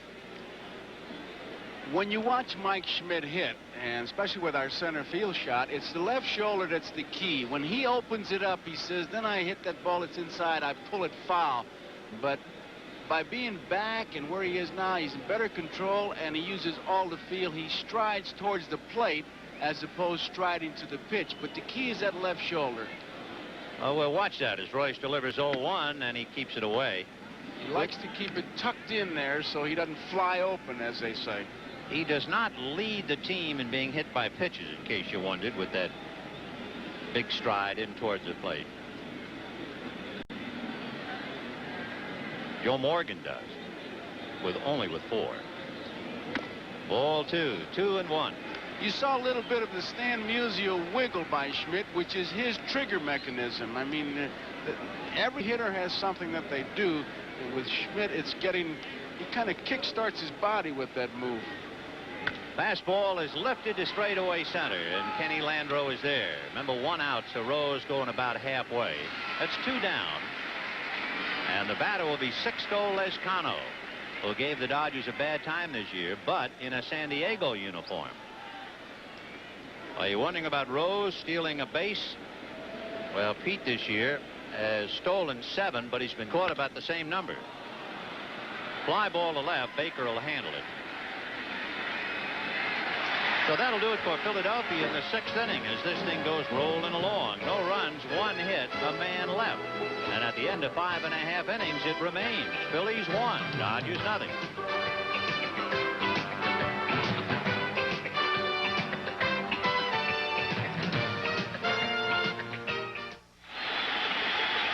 Bottom of the 6th inning with the Phillies leading the Dodgers 1-0.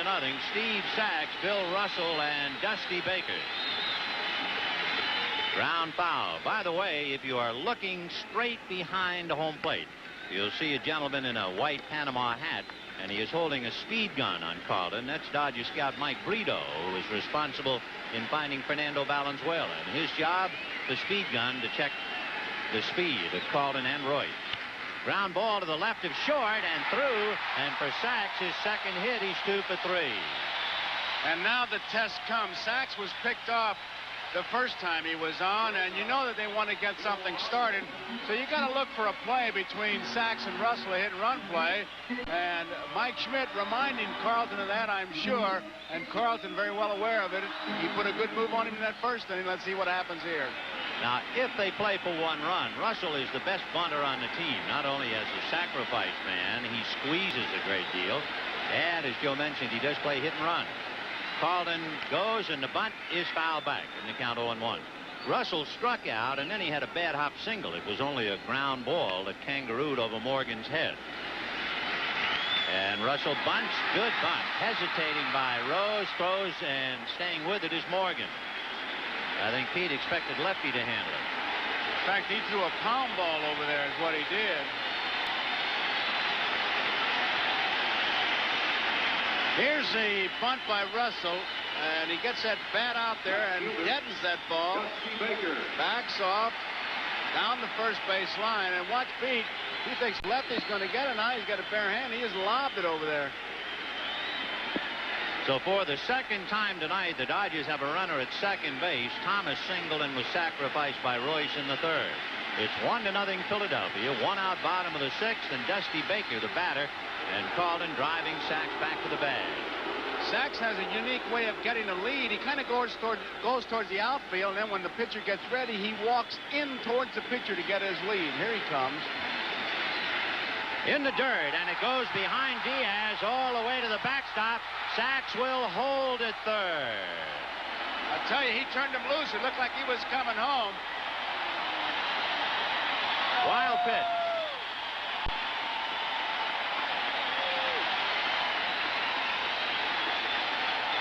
There you see Sachs coming in, getting his lead, and he's watching it all the way. Once he sees it get by the catcher, now he's running hard.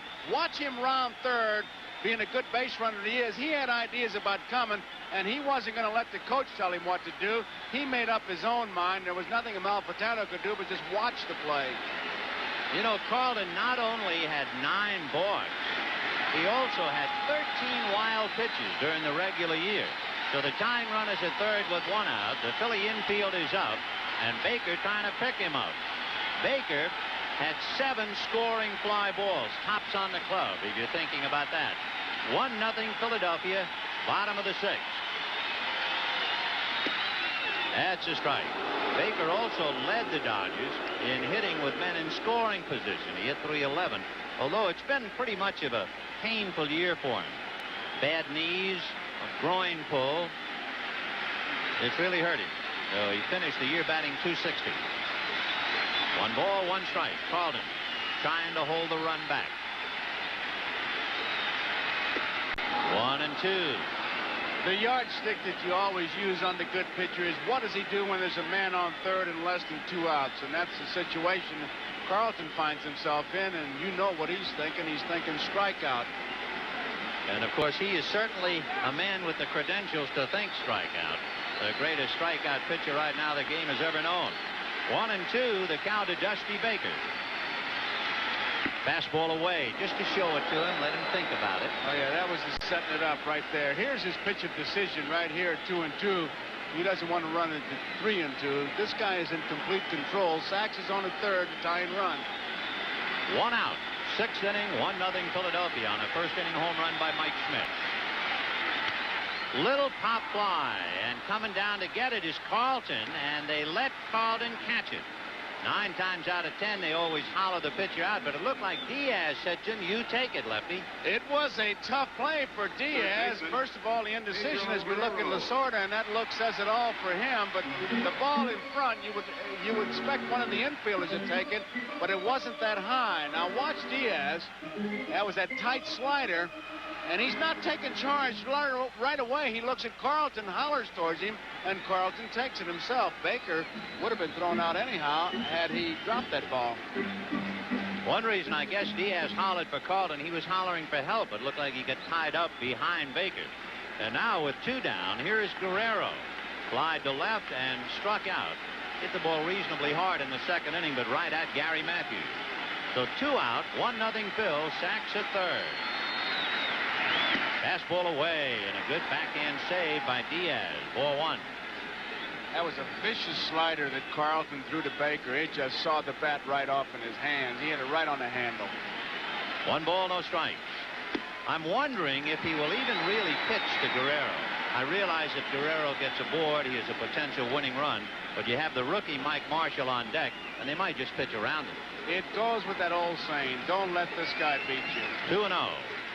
And he threw him a breaking ball and got it over. 2-1. He'll make Guerrero hit his pitch, but he's not going to give in to it. Carlton has allowed 5 hits, struck out 4, and no walks. 2-1. Missed. Ball 3. And I really don't think he cares if he walks him. Here's the big pitch because you know Guerrero is hitting. And Carlton, you don't win that many games by not knowing what's going on out there. Oh, boy. 3-1 to Guerrero. Foul back. 3-2.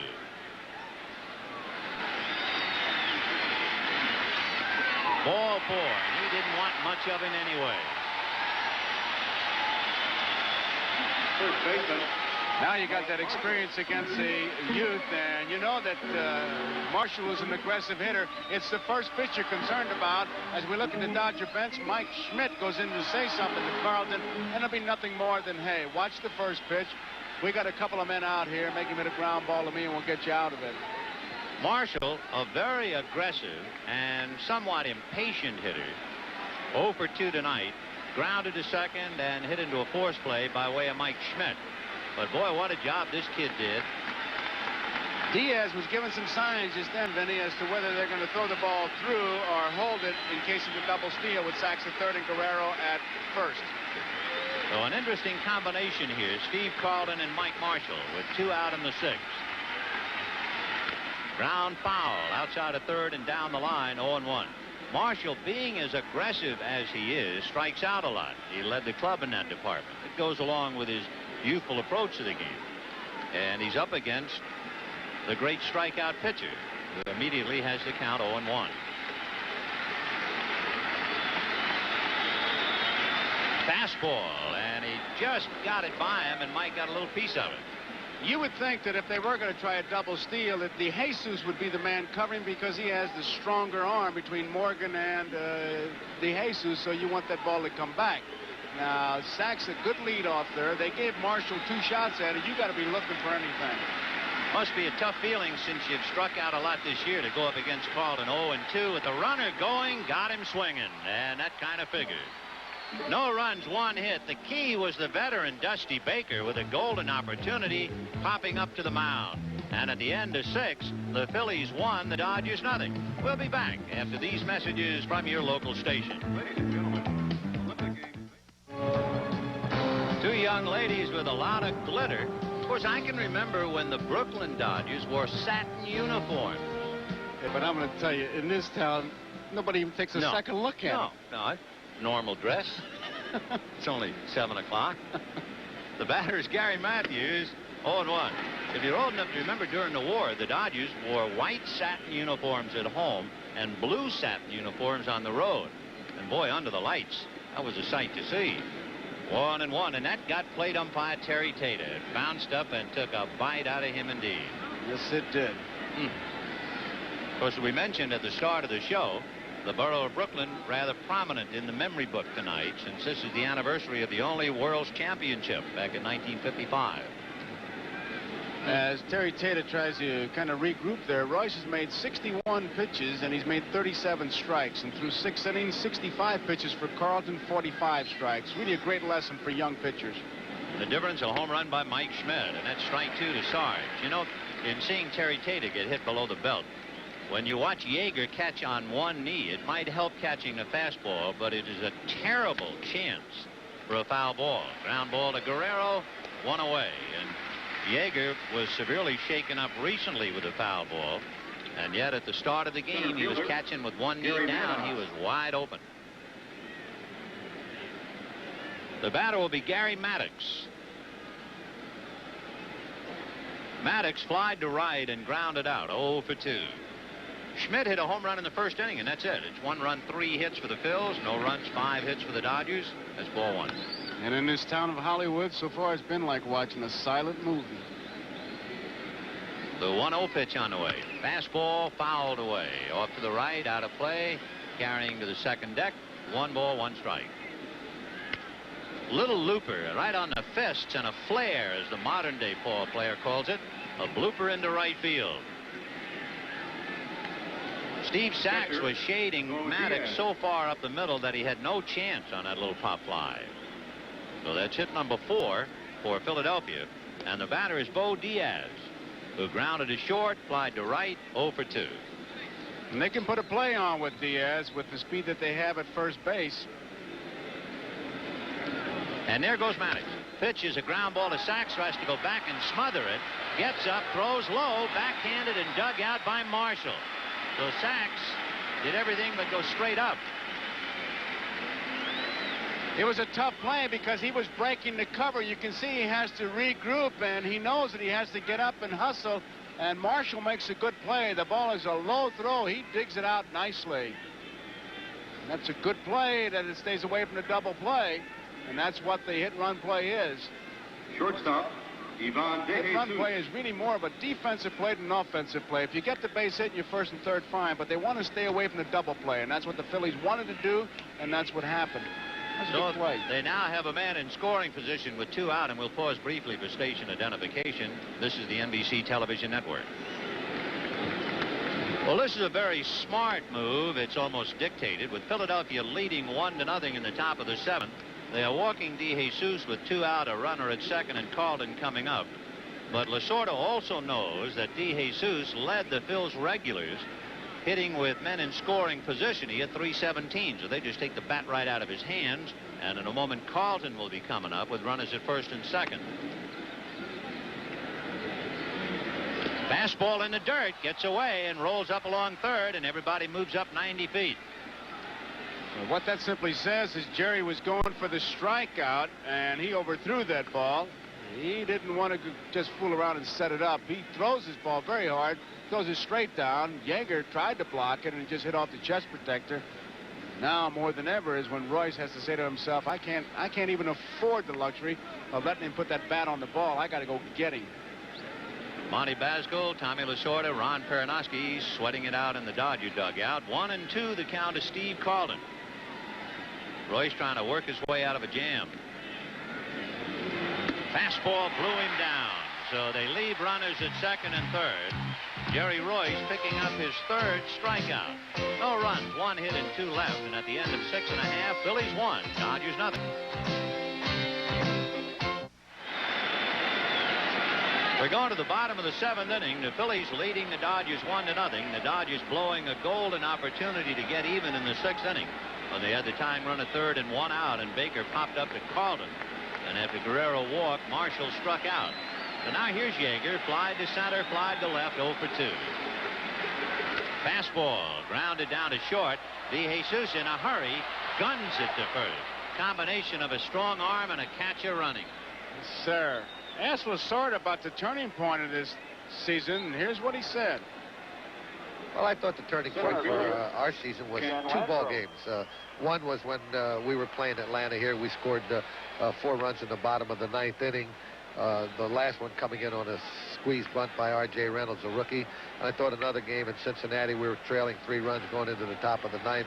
We scored 3 in the top of the 9th to tie it and scored 4 in the top of the 10th to win it. I thought those 2 games had a big, big bearing on us winning the pennant.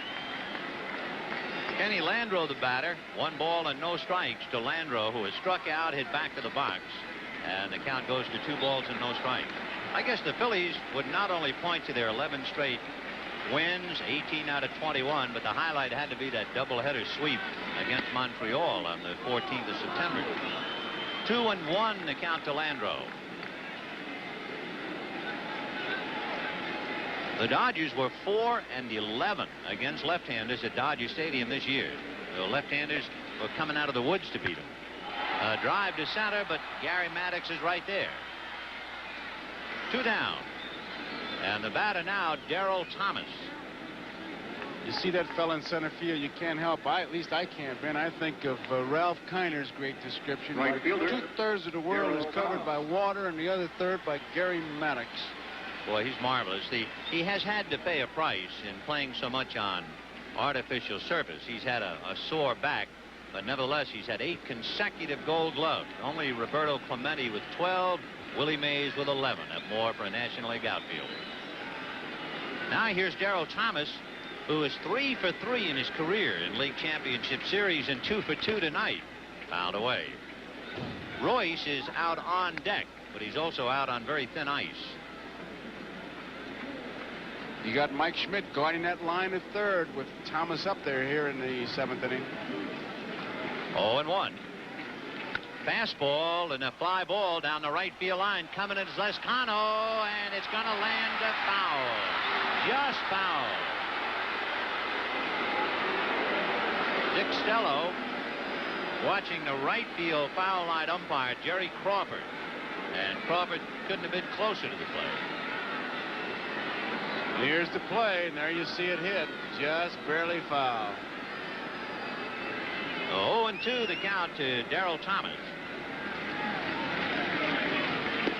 Got him on the inside corner, and Mr. Steve Carlton has struck out a half a dozen, and he has the Dodgers by the neck up to here. And at the end of 7, the Phillies won and the Dodgers nothing.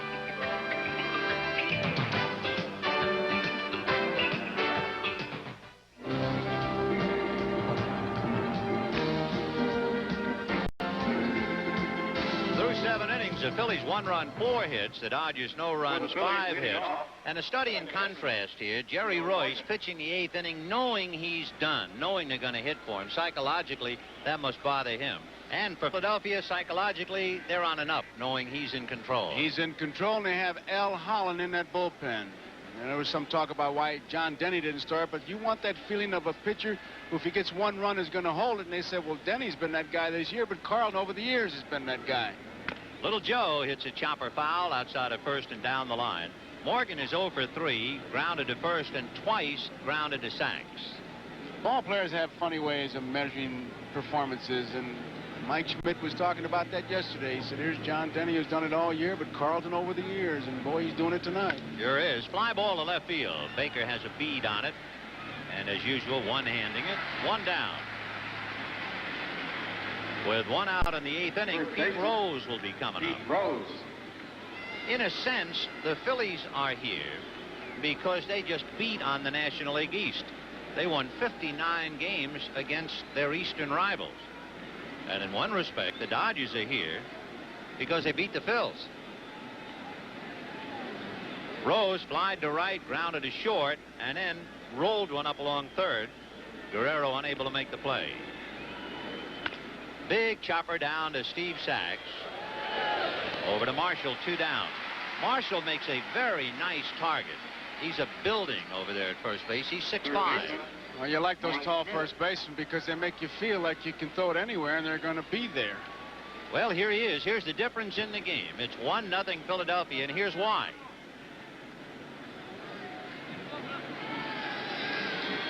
A low inside slider. Landreau gave it an attempt, but he knew he was just whistling.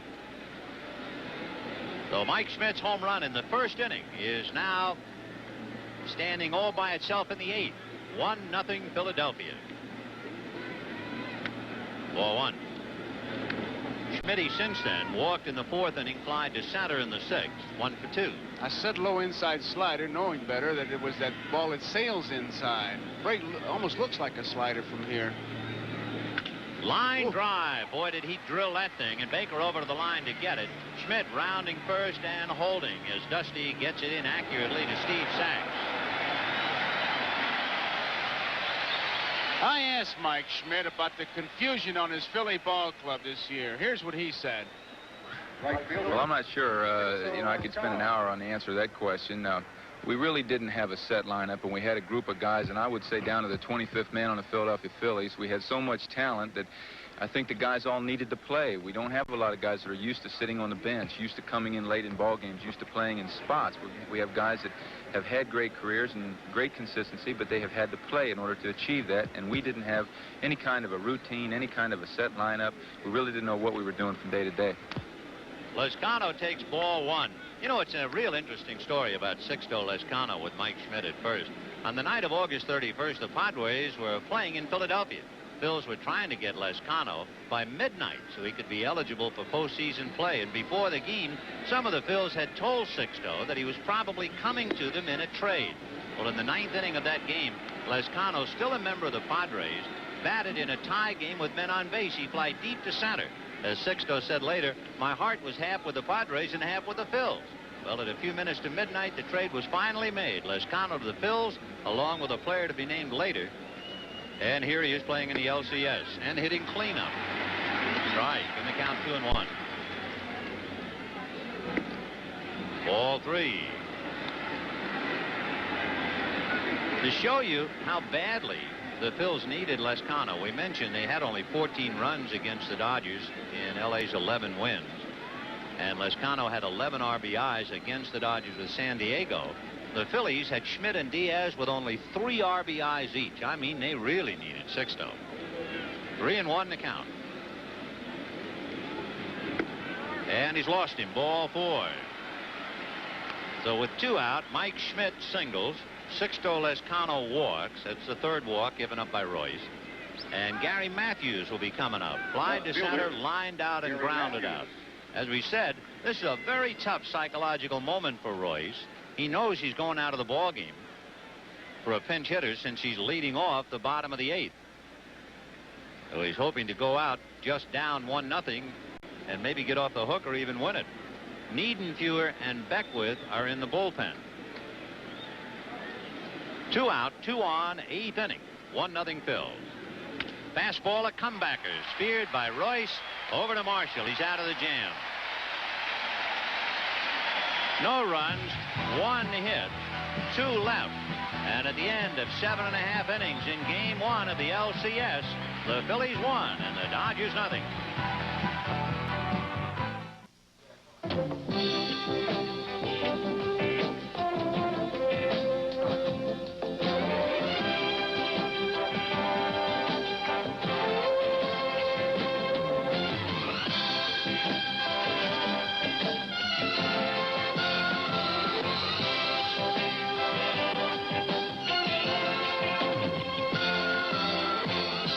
Baseball fever.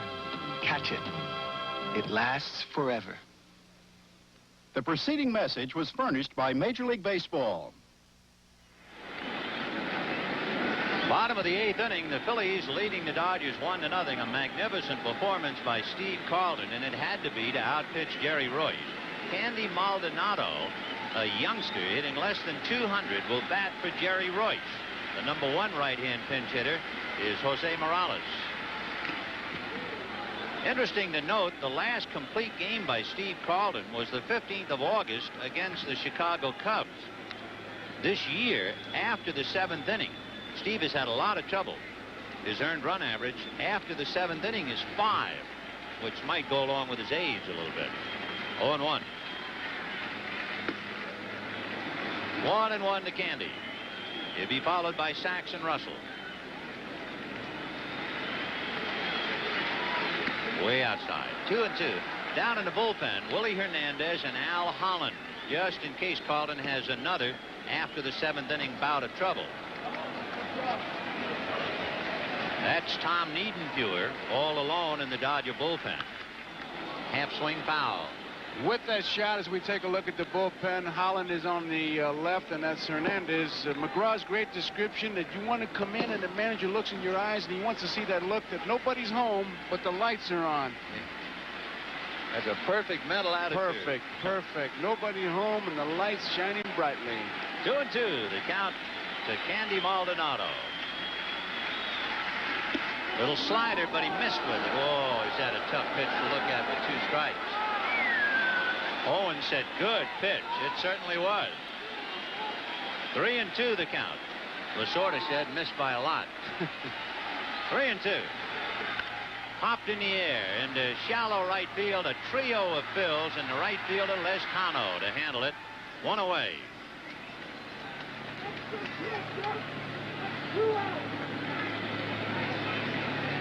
A reminder, second baseman, Game 1 in the American League Championship Series begins tomorrow at 3 p.m. Eastern Time. The Chicago White Sox versus the Baltimore Orioles.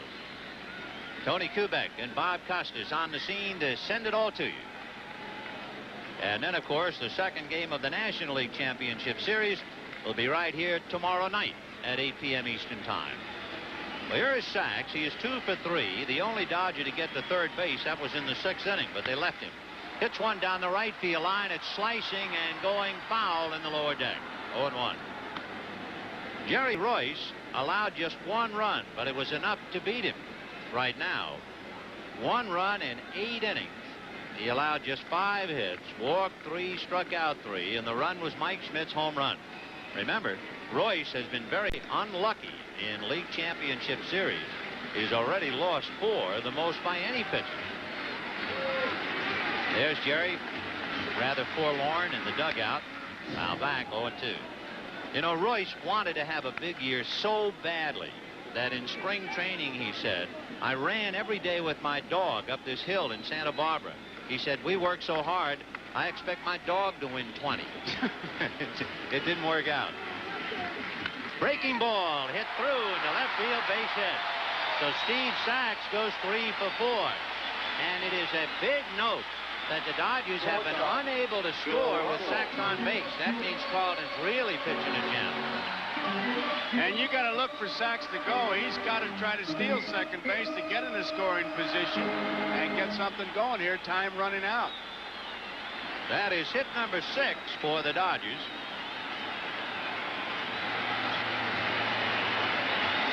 And with Sachs at first, here is Russell.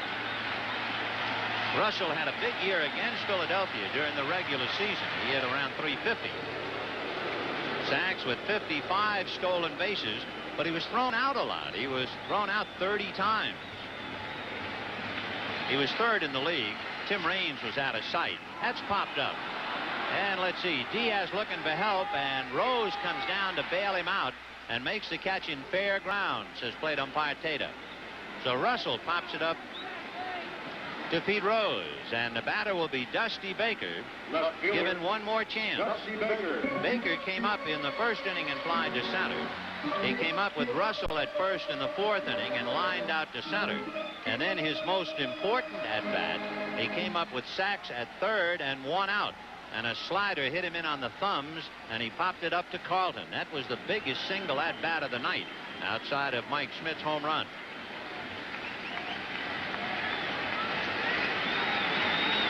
So Sachs, with 2 out, will try to get a jump. You know, there's no category on pickoff, because if you pick a man off, it is ruled a man is caught stealing, or if he's successful in getting to second, he'd get a stolen base. But Carlton is very high and hanging runners out to dry. And for a big guy, his release is a quick release. I mean, he doesn't hang around there once he gets the ball started towards home plate. From this angle, even though he's far away, you can really see that moment of truth with that leg. 1-0. Sachs said the first time he ever tried to run against Carlton, he looked at his move and he said, "You got to be kidding. That's a balk." And Pete Rose said to him, "Shut up, rookie." Well, he's a sophomore now. 1 ball, no strikes.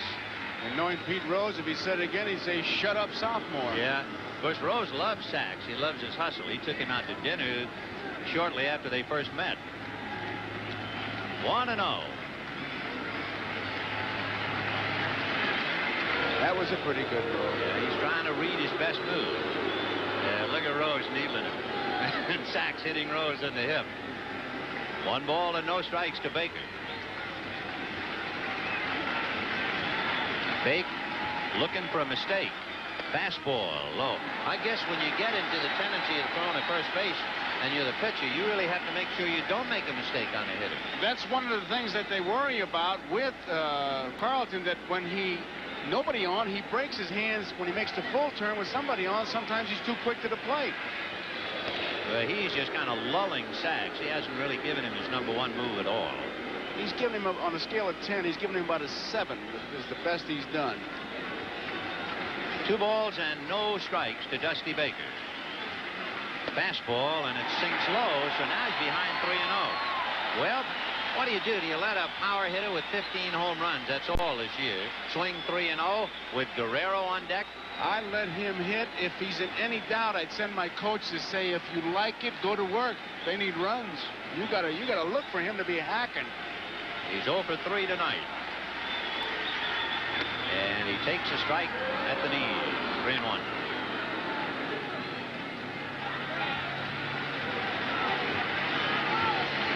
Sachs goes. Fastball, line foul. So they were playing run and hit on a 3-1 pitch. Sachs going. Baker got a pitch up a little bit, but hooked it foul. 3-2. Sachs, of course, will be going now. And there's a little looper into right field that's going to fall, and Sachs is on his way to third.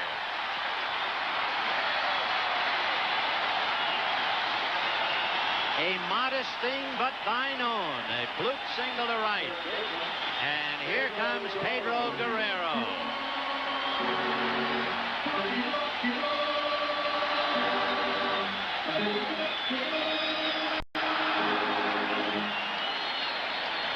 It's the best against the best now. Carlton has to face their best hitter, Mike Schmidt, coming in to talk to him. There'd be no trick plays here. Diaz wants to know what's going on. He has pitched around Guerrero in the 6th. He struck him out in the 4th, and he lined out in the 2nd. What makes this such an interesting confrontation, not only did Guerrero hit 300 against the Phillies this year, he had 2 home runs and 11 RBIs.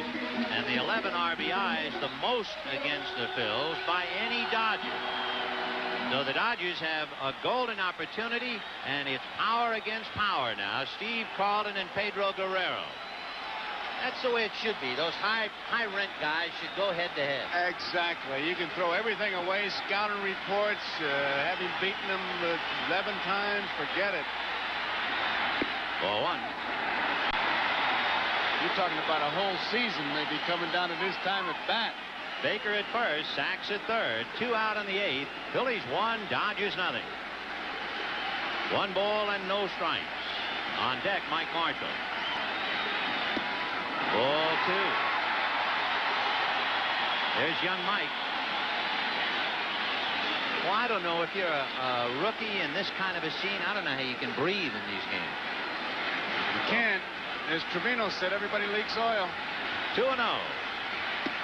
Ball 3. I don't really think he wants that much of Guerrero, even if it means loading the bases. I think he would rather take a shot against the kid. Not a bad strategy. Whom he is 0 for 3 and struck out 1. 3-0 to Guerrero. And he walked him. That's not what the Dodgers had in mind. But they really just took the bat out of Guerrero's hands.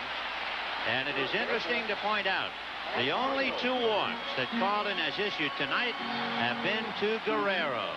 And I've heard it all my life, and I heard it again tonight when Tom Seaver was talking about it. Don't let the big guy beat you, and that's what they're saying. And here comes Paul Owens, and he's got Mr. T, Al Holland, in that bullpen.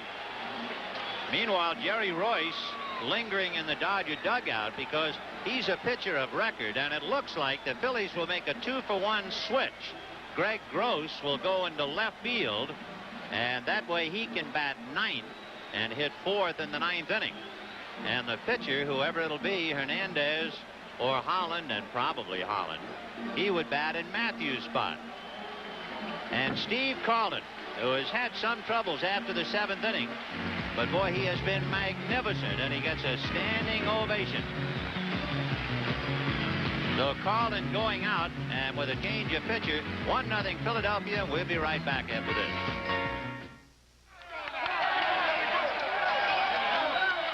All right, we're up 15. We got this game won. Yeah, you guys are buying a light beer from Miller. Yeah, let's Philly. One out to go. Yeah, what can he do to us now? Hey, I'll keep the change. Here's Rodney.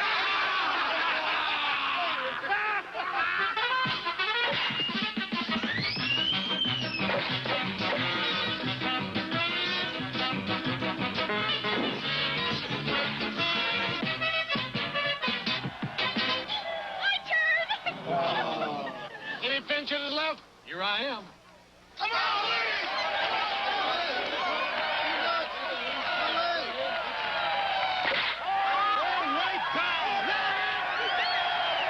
Light beer from Miller. Everything you always wanted in a beer, and less. Hey, wait a minute. This game isn't over yet. I caught that ball.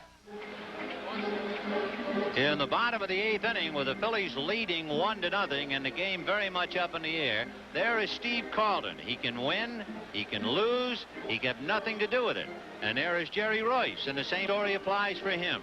So the 2 left-handers who were teammates in St. Louis in 1970 and 71 both come out, and Al Holland will pick up for Carlton, the 31-year-old left-hander with Pittsburgh, San Francisco, and he has been a tower of strength for the Phils. And you've just seen him make his first 2 warm-up pitches. The rest of the time he was doctoring the mound. He was working on the landing area, and this is a guy who comes in and says it's my strength against their strength. They're not going to beat me with my second-rate stuff. He's the one who, when George Foster took too much time, he hollered in from there. Get in there and hit. I'm ready. And he had words with Dave Parker. And he's a very confident guy who just rears back and fires. And he has that mentality of they're going to have to beat me and beat my good stuff. I'm not giving in to him, which is he tested the good relief pitcher, and he certainly has been a good relief pitcher for the Phillies this year. In fact, a tower of strength in September. He had 8 saves in the month of September, 25 for the year. In the month of September, when mouths get awfully dry, palms sweat, and most of it is white knuckle time, he allowed only 1 earned run in over 18 innings. So, I mean, he's one tough customer in a tough spot. He wants the ball, and they usually give it to him. Well, here is Mike Marshall. Grounded out, hit into a force play, struck out. You might remember Tommy Lasorda talking about the 2 most important games the Dodgers won this year. One against the Braves. The other was when Mike Marshall hit a grand slam home run against the Cincinnati Reds. So all the pressure of the LCS is out here now. 1 run, 5 hits for the Phils. No runs, 7 hits for the Dodgers, who have loaded the bases with 2 out. Sachs at third, Baker at second, Guerrero at first. 4-1. There's Guerrero at first. Baker standing at second. And on the other corner, Steve Sachs. 1-0 to Marshall.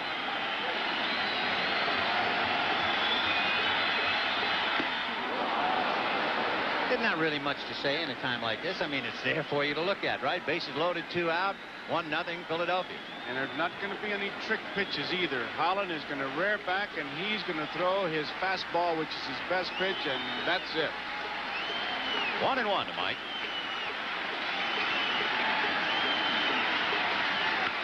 Fouled away. So it would appear each time Marshall goes to the plate, he has 2 strikes on him. And of course, he struck out in the 6th inning with runners at 1st and 3rd. And it's hit to right field. Racing over is Lescano to make the catch for the out.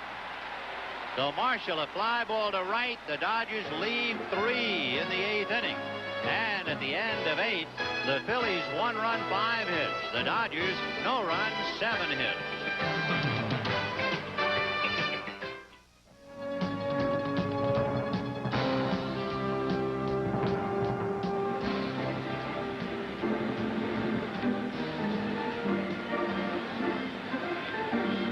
At the end of 8 innings, Philadelphia 1 run, 5 hits. The Dodgers no run, 7 hits. And when Marshall's fly ball to right was caught by Lescano with 2 out and the bases loaded in the 8th, a downcast Jerry Royce left the bench and went back to the clubhouse.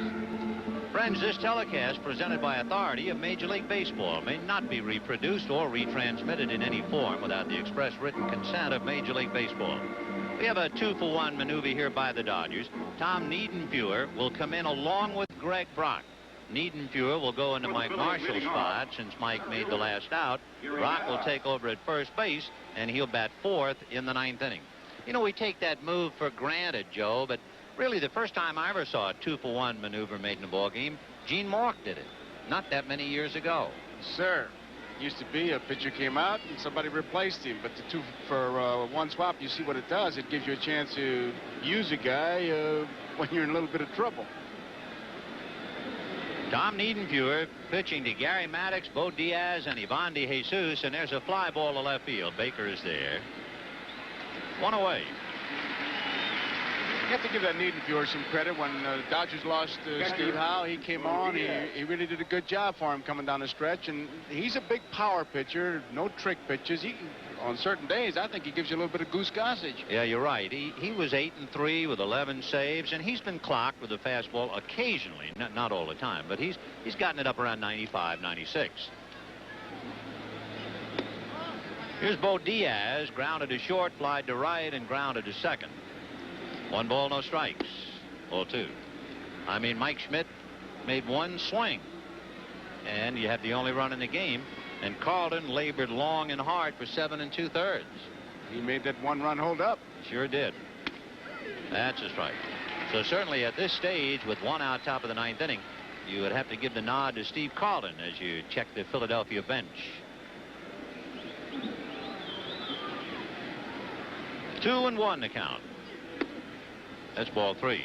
When you look at it, not only in his ability, I'm talking about a hard slider or a fastball, you have to give Carlton a lot of credit because he would not let Guerrero beat him. He would not give in.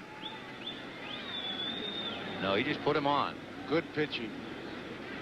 3-1 to count to Bo Diaz. Check swing foul outside of first, 3-2. 3-2 to Diaz. And he walked him. So Niedenfuer with 1 out walking Diaz, and that'll bring up Ivan DeJesus. Flied to center, struck out, and was walked intentionally.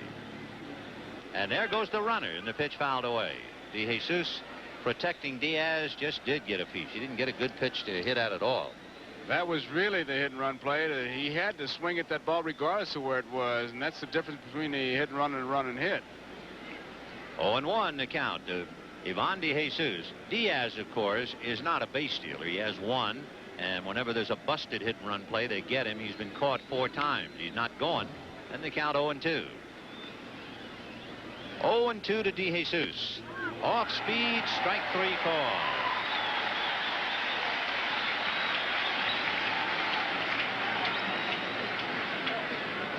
Here's a replay on it. DeJesus looks like he starts, takes it, and left fielder Terry Taylor pulls the chain, and DeJesus is out. Greg Gross hitting in the number 9 slot and finishing up Always a knowledgeable hitter, and his numbers reflect it. As a rookie way back with Houston in '74, he had .314 when he played regularly. A fine hitter, no particular power. Against Houston in a National League Championship Series back in 1980, he was 3 for 4. He can just plain hit. 0-1. They play him as if he's going to the opposite field, and Landreau in center field is not too deep. Baker's near the line. There you see the defense. They're not deep at all. But he gets the bat on the ball, Gross does. Oh, he does indeed. He was a semi-regular this year. Last year, he was a magnificent pinch hitter. Fouled away. Last year, he led the league in pinch hits with 19. And this year, Gross, Matuzik, and LeFay were 3 of the top 6 hitters in those bitter September games.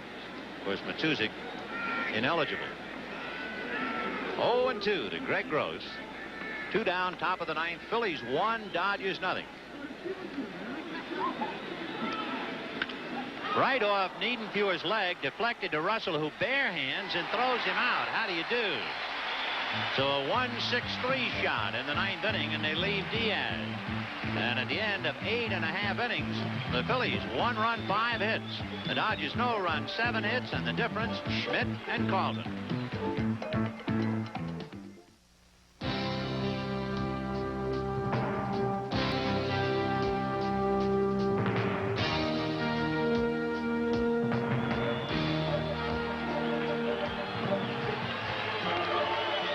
We're going to the bottom of the 9th inning with Philadelphia leading the Dodgers 1-0. There's always tomorrow, at least for the first 3 games. And for the Dodgers, Fernando Valenzuela, and on the right, a prime candidate for the Cy Young Award winner, Mr. John Denny. Well, I think he's a shoo-in. Yeah. I really think if he doesn't get it, I'd be a bit disappointed if I were John Denny. He really had a tremendous year. Meanwhile, Al Holland is getting ready, and the Dodgers with their backs to the wall. One of the trademarks of the '83 Dodgers, they are not a come-from-behind team. Statistically, in the 7th inning on, since the middle of July, they've only won 3 games when they're behind. And this is an interesting matchup because Holland is a fastball pitcher and Yeager is a fastball hitter. So we're going to be looking at strength against strength. When you come in as a relief pitcher in that 7th, 8th, and 9th inning, you're not looking to finesse anybody. You're looking to nail it down. So we got a little battle going on here. Remember, in the 6th inning, the Dodgers left runners at 1st and 3rd. In the 8th inning, they left the bases loaded. So they have been thoroughly frustrated by Carlton. And then, of course, Marshall flied out against Holland. So here's Yeager in the 9th inning. And he lifts a pop fly. Going out for it, DeJesus. Coming in for it is Maddox, and it's DeJesus. Might point out that Holland pitches off the stretch even though nobody is on, and more pitchers are doing that, and it's something I never could understand. I mean, guys would come in and then they'd finally do it after they got going a little bit, but if you feel comfortable doing it, do it. There's Morales in the on-bench circle.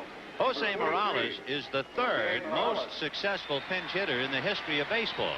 Manny Mota, #1, Smokey Burgess, #2. Jose has 120 pinch hits. This year, he has 3 pinch hit home runs. Morales, as a pinch hitter this year, had 12 hits, 3 home runs, 8 RBIs. So he'll bat for Landreau. He hit him on the thumbs, and he popped it foul. Rose coming over to the box seats and makes the play. And again, experience paid off on that pop fly. You see Rose start for the bench as we look at Lasorda. And as he got close to the stands, he took a quick glance to see exactly where he was. Watch him. Right there, he takes the look, and he says, hey, I got enough room. I'm going to make this play. And there was no doubt about it. Interestingly enough, Yeager hit the first pitch to pop to short. Morales hits the first pitch to foul out. So the Dodgers figure that Holland's going to be around the plate anyway. And he has to take the first pitch, and Holland knows that, so he'll be throwing a fastball right down the middle. 4-1. Mike Schmidt. His home run came in the 1st inning with 2 out and the bases empty. Little did we know it would stand up like Mount Everest on a scoreboard now as we get to the bottom of the 9th. 1-1 with 2 out. On deck is Greg Brock. And the Dodgers are down to their last strike. The Dodgers and Phils were 1-2 in the league in earned run average, so you figured you were going to see an awful lot of good pitching, and we have. Big chopper back at third, knocked down by Mike Schmidt. He picks it up, has no play. So the Dodgers are barely alive, but they are alive, and it will be an error charged to Mike Schmidt. And Greg Brock, who didn't start because the left-hander was pitching, is coming up against the left-hander. Mike kind of gets caught between hops. He blocks it, gets in front of it, plays it off his chest, thinks he has a play if he can barehand it, and just couldn't find the handle. There he is in between hops. He backed up, and it caught him. 9 times out of 10, whenever you see an infielder back up, he's in a lot of trouble. He starts to back up. It's time to signal for the fair catch. All right, here is Greg Brock. You can see his numbers. And up there now against the crafty Al Holland. 2 out, 9th inning, 1-0 in favor of Philadelphia. Now back. With Brock's 20 home runs, none came after the 7th of September. He went a long stretch. He had 1 home run between June 4th and August 4th. He picked up his 11th by the first week in June. 0-1 to count to Brock. In there. And again, the Dodgers are down to their last strike. He'll not be trying to set up any pitches. He's going to pitch to him like it was 3-2. Each side has left 8. But, of course, for the Dodgers being shut out, it was particularly painful to leave the bases loaded in the 8th and 1st and 3rd in the 6th. 0-2. There goes Thomas. Pitch is high, and he'll steal it without a play. They almost just let him run down there like, hey, we're going to worry about the batter and not the runner. That's a bit dangerous. Nothing happens. Thomas with his head down. He's digging hard, and Diaz caught the ball on his knees. He was 9 out of 12 during the regular season in stolen bases, and he got such a big jump, Diaz didn't throw. 1-2 to Brock, and the crowd now on its feet, and Brock backs out. 49,963 trying to will the Dodgers to get at least a run.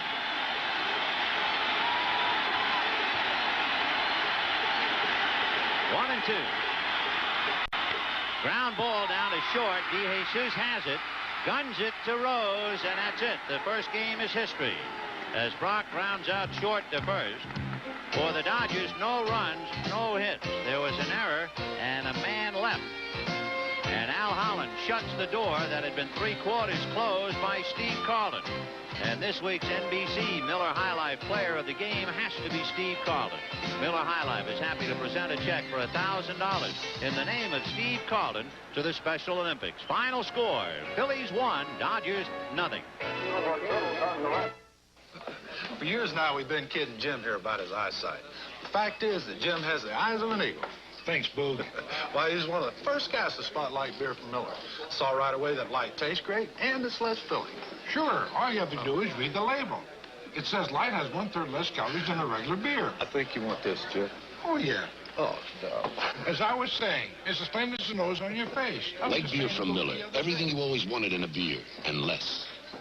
Oh, I don't believe this. This League Championship Series game has been brought to you by Ford and your Ford dealer. Have you driven a Ford lately? By light beer from Miller, everything you've always wanted in a beer, and less. By AT&T, more than a new look, a new outlook. And by Kodak Film, life never looked so good.